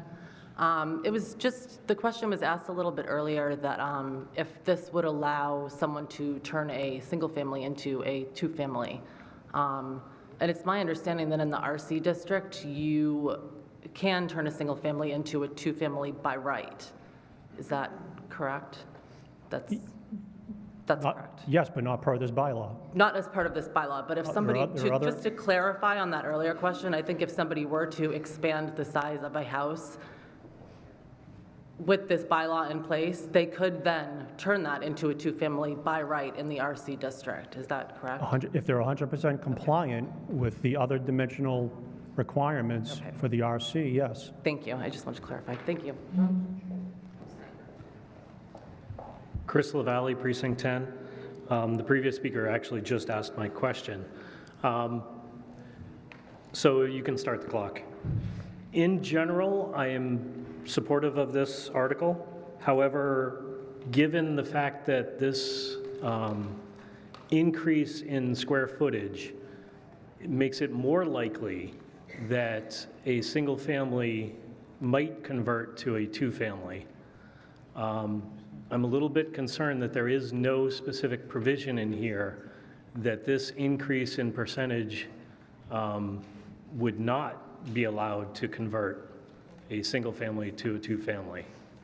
I would like, it would have been nice to have that specific restriction in there, just as you added, just as the zoning board added specific restriction about multiple principal structures on one lot not being allowed for this type of increase. It would have been nice to also have that provision in there. So for that reason, I am unfortunately going to vote against this article, but it would have been nice to have that restriction in there so we don't see a lot of additional two families being added because of this additional square footage allowed. Brian Latinas, Precinct 9. Since my commentary was mentioned, Mr. Moderator, you can start the clock.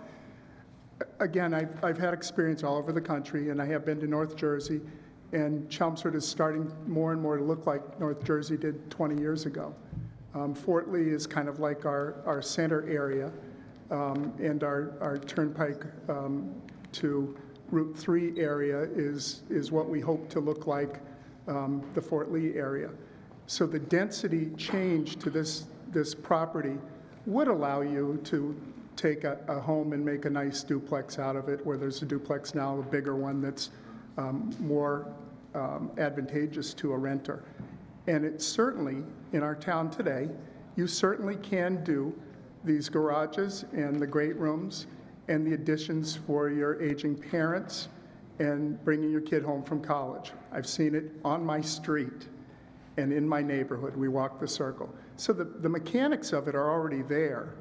To make it easier for an expert board that's already doing it seems a little bit unnecessary to me. Mr. Latina, you've made all of these arguments before. Is there something new that you're going to tell us? I'm in debate, Mr. Moderator. No. Yes. But again, you've limited my time of debate and you've now interrupted me. You can restart the clock. No. First of all, I gave you a lot of leeway when you were talking about the other issue in which you went off on a tangent that had nothing to do with the article, but you wanted information regarding the Mr. Moderator, it sounds like No. I will stand down and Mr. Latina. Fine. Thank you. You can start the clock for me. I'm going to comment on something said by previous speakers. There's a lot of threat of, they're going to build two-family homes. And I believe what the original speaker said is that under the current laws, two-family homes can already be built on many of the RC lots by right. This bylaw has nothing to do with the presence or the ability to build a two-family home on the RC lots.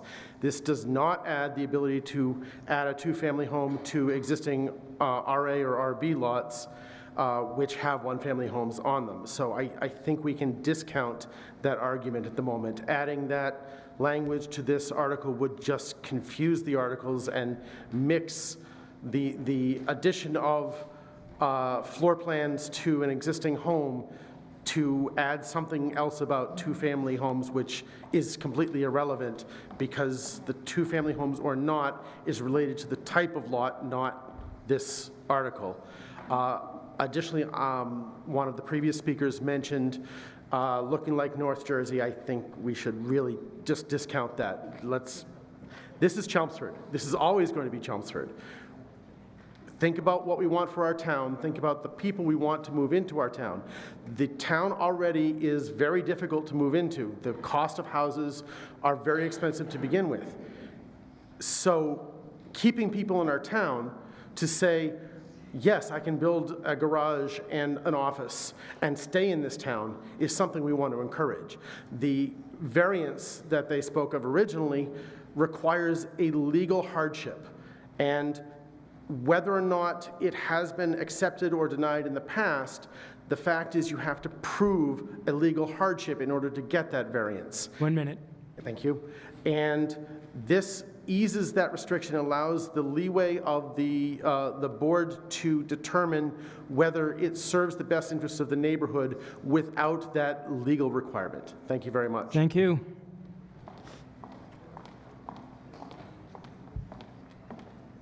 Hi, Anita Tonini, Precinct 10. In general, I'm in favor of this article. However, my concern and why I voted no on the Should I start the clock? Yes, please. Go ahead. Why I voted no on the planning board and on FinCom was my concern around RC. RC is zoned multifamily, but we have a lot of single-family homes. And right now, the barrier, there's a natural financial barrier that doesn't make it financially feasible for someone to convert to a two-family based off of these dimensions. My concern is that allowing this in the RC zone, someone to go up in square footage, now instead, like they may not be able to sell a 1,500 square foot condo, but now they can sell a 1,700 foot condo, maybe more sellable. So that was my concern about this. I would have been totally fine if we just carved out or put some word that said this only applies to single-family homes. I think it's a great article, but I will be voting no because of that. Thank you. Badri Upliappan, Precinct 11. Question on this with RB, just to make sure that I see the slide number 112, which talks about the dimensional flexibilities. By looking at that slide there, it says 3,565 of 9,322 RV lots meet the minimum conforming size. Does that mean that only 3,565, if the rest 6,000 wanted to come in with a very special permit to upgrade their homes, they can do that under this article? Any undersized lot comes in under this article. Okay, thank you. Another question of maybe it's I don't know how the enforcement happens, but if one of these 6,000 RB houses that's undersized now decides to upgrade their size vertically and then decides to rent it out to students or singles or work from home entities, so to speak, would that be enforceable in terms of not being feasible, or is that something not controlled because the owner or the investor who made the transformation from a small 1,000 square foot to 2,000 square foot, 5-bedroom, chummery, whatever it is? Well, would that anybody be can rent a enforceable? house in Chelmsford. You can't operate a business out of a residential district. Understood. So as long as they're not a work from home office, but somebody can have their studio out, Yes. they can come into it. But if this doesn't pass, would that not be feasible in the RB zone? As in nobody could come in and there's a natural deterrent to them upgrading the home for such a purpose as in expand the home and then begin to rent out single or double rooms or some dorm style configurations. The article has really nothing to do with ownership or rental. It has to do with because many lots are undersized, in combination with maximum building coverage and FAR, there's an artificial cap on the square footage that can be built on the lot.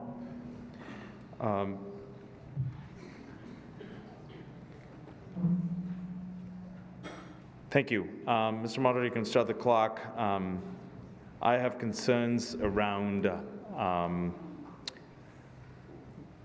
this article removing the last backstop. And while I understand there's a lot of, nobody likes hypotheticals in the future and everything else, but if one were to pay attention to investment vehicles and how investments are happening in the South and or other places, there are a lot of investment vehicles now chasing real estate investment trust funds and or the rich people investing in real estate, and they want to transform housing. Already housing is very difficult, and I think it's likely that money will flow into places automatically that will have more of a ability to accommodate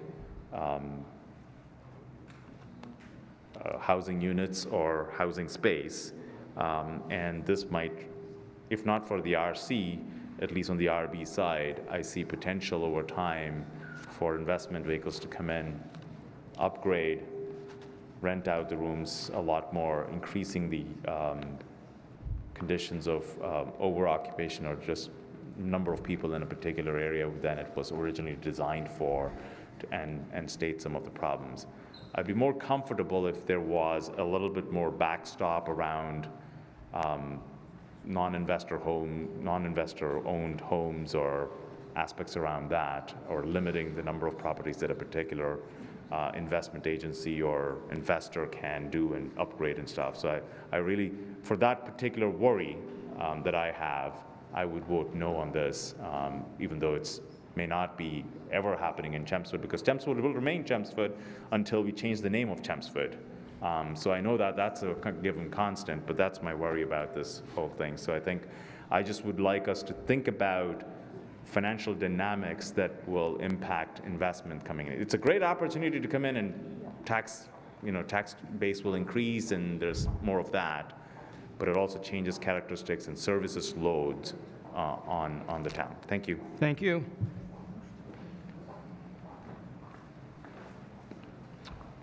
Peter Schultz, Precinct 8. You can start the clock, please.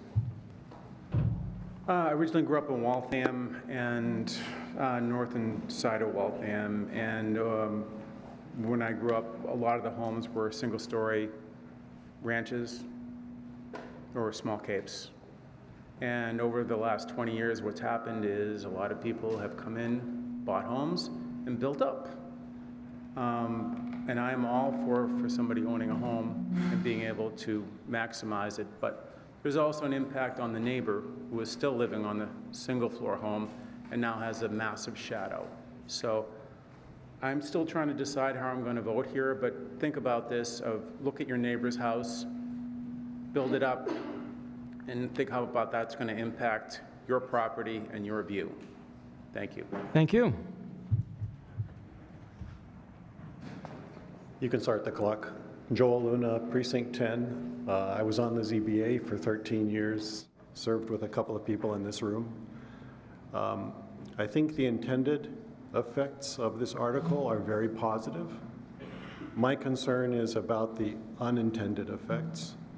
And ideally, what I would like to see is it in place for 1 to 2 years and then have it expire and then basically come back and see how it was affected and then put it in a more permanent condition. And because I don't know how to do that, I'm going to vote no until there's a time for us to be able to find out what those unintended effects are.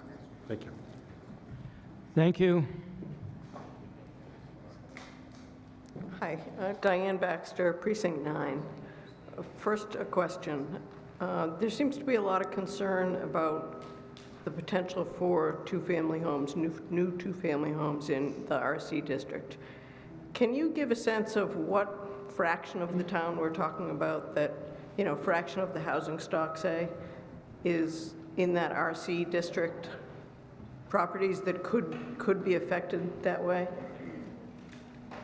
27% of the total RC lots, there's a total of 951 RC lots. 261 meet the 20,000 square foot lot area. So those 261 lots that meet the 20,000 square feet lot area, under current zoning, nothing to do with this provision, the zoning says those should be two-family. Many of them are single-family. But that's confusing this article with something else. So roughly 300 properties maybe could convert to a two-family, is that what you said? Three? Many of them already are two-family. Okay. I didn't do that analysis. It's not relevant to this article. But compared to the general, to the number of lots in the whole town, I'm trying to get a sense of what's so the the 951 total RC lots is about 10% of the total residential lots. of the town, okay. So, I mean, I guess I understand people's concern about the change in the aesthetics. But I think the other thing that we have to be concerned about is that we have a housing crisis in this country. I heard a concern about not enough starter homes staying in Chelmsford. But already we don't have starter homes because a small ranch in my neighborhood goes for $600,000. We have a huge problem not having enough housing in this state and in this town.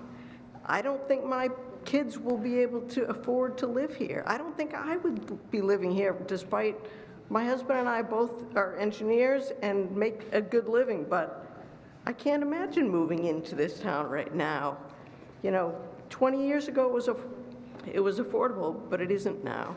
So I feel like we have to really take that into account when we're deciding that we have no tolerance for change.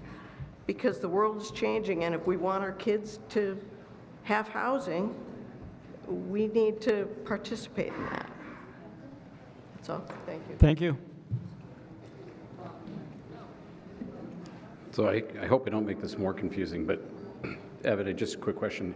In the RC district, they're talking about two families. Isn't there a date involved in order to turn a house in the RC district into a two-family? Isn't it 1938? That's a separate provision. That's a separate, correct. But I think what's happening is, in an effort to possibly get a no vote, muddy the water just enough to confuse everybody to get the no vote. Mr. Lefebvre? Yes. Excuse me. Can you please identify yourself? Sorry, Ken Lefebvre, Town Meeting Rep, Precinct 6. Thank you.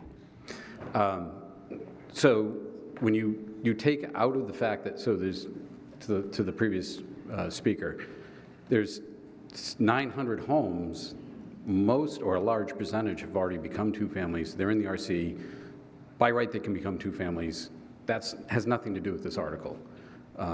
So I think when you look at this article as a whole, I think it's a good article. Regardless of the two-family argument that's already been tried to be made, that's not part of this conversation. A house by right to do a two-family has to be built prior to 1938 and be in the RC district. When you knock out the ones that have already been done, I think there's only like 100. We did this with the historic district a few years ago. I think there's like 138 possible homes still that could be turned into two families. It's not like you're going to see massive conversion to two families across town by approving this article. That has nothing to do with this. I would vote in favor of this. I think it's a good amendment. Thank you.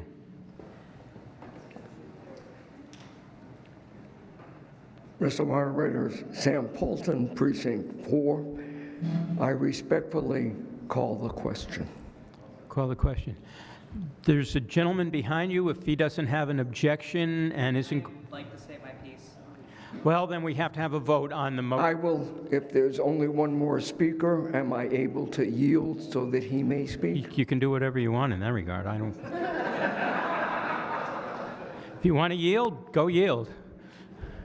I won't say you can do whatever you want to. Matthew Castle, Precinct 6. My concerns with this is I think it's very well intended to help people who own homes in this town. However, as has been mentioned by some people prior to this, there's already an issue with property values in this town being too high for young people to move into this town. We also have retirees who are getting priced out of this town. And I don't feel that there's an adequate enough backstop on this to prevent investors from coming in and buying up properties, filing to make an addition, put additions on, and then reselling those houses and driving up the property values more. I have friends who are in their 30s. For example, one's a financial systems analyst, his wife's a veterinarian, and they have a combined income of over $200,000 a year. They were not able to find a house that they could afford in this town. They had to settle for buying a condo. These are the kinds of people we want to attract to this town. I don't think this question that we're spending our time on actually is doing anything to address the real housing crisis that this town needs to be focused on. Thank you. Thank you. Mr. Moderator, I'm still Sam Polton, Precinct 4, and I would still respectfully call the question. Okay.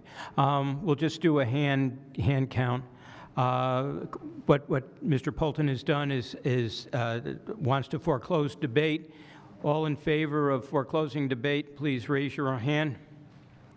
All opposed, raise your hand. Sorry. I'm out. Yeah, well, I just have to say, No. why isn't anyone talking about the environment? All this Well, I mean, ma'am, I'm terribly sorry. Okay, so we're going to be voting on Article 20. This requires a 2/3 vote. A yes votes to approve these bylaw changes, a no vote will not.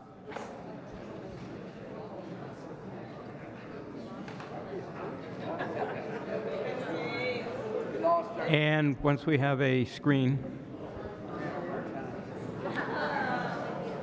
What? The vote to move the question means that it's a vote to end debate on the question. And unfortunately, it appears that the While we're automatic waiting for counting a screen is to disabled. appear for you all to vote. These questions It tend to is, come precipitously and often. 7 minutes to 11. This is surely going to be the last article discussed this evening because by tradition we do not extend beyond 11 o'clock. So I guess I'm just inquiring. It's almost 10:55. We're going to be going to some community preservation articles. Once we can vote on this, I'm assuming, is there a consensus that we will adjourn to Thursday at 7:29 p.m. for the special town meeting? All say aye. Aye. Opposed? Okay. So,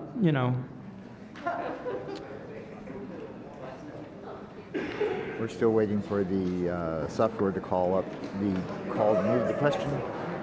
By the way, this can does tell from the require a tape. 2/3 vote. You can tell by the tenor of the room that I think people have heard enough sides of this discussion. Here we go.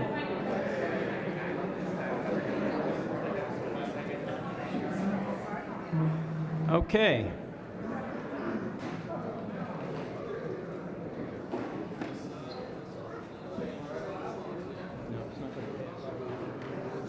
I think people misunderstand this is a vote to move the question, not a vote on the article itself.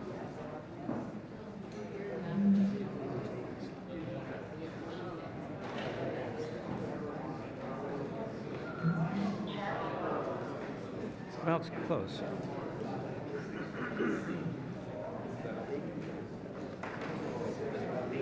The article fails, 79 in favor, 55 opposed, 2 abstentions. So based on the on the representations of town meeting. We will adjourn to Thursday at 7:29 for the special town meeting. Thank you.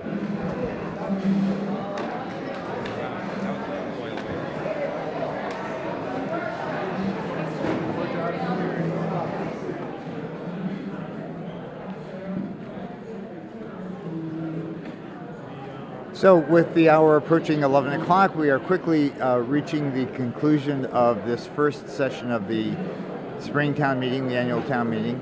I had a sense that this Article 20 would be the most challenging to discuss of any that were discussed here tonight, and that proved to be the case.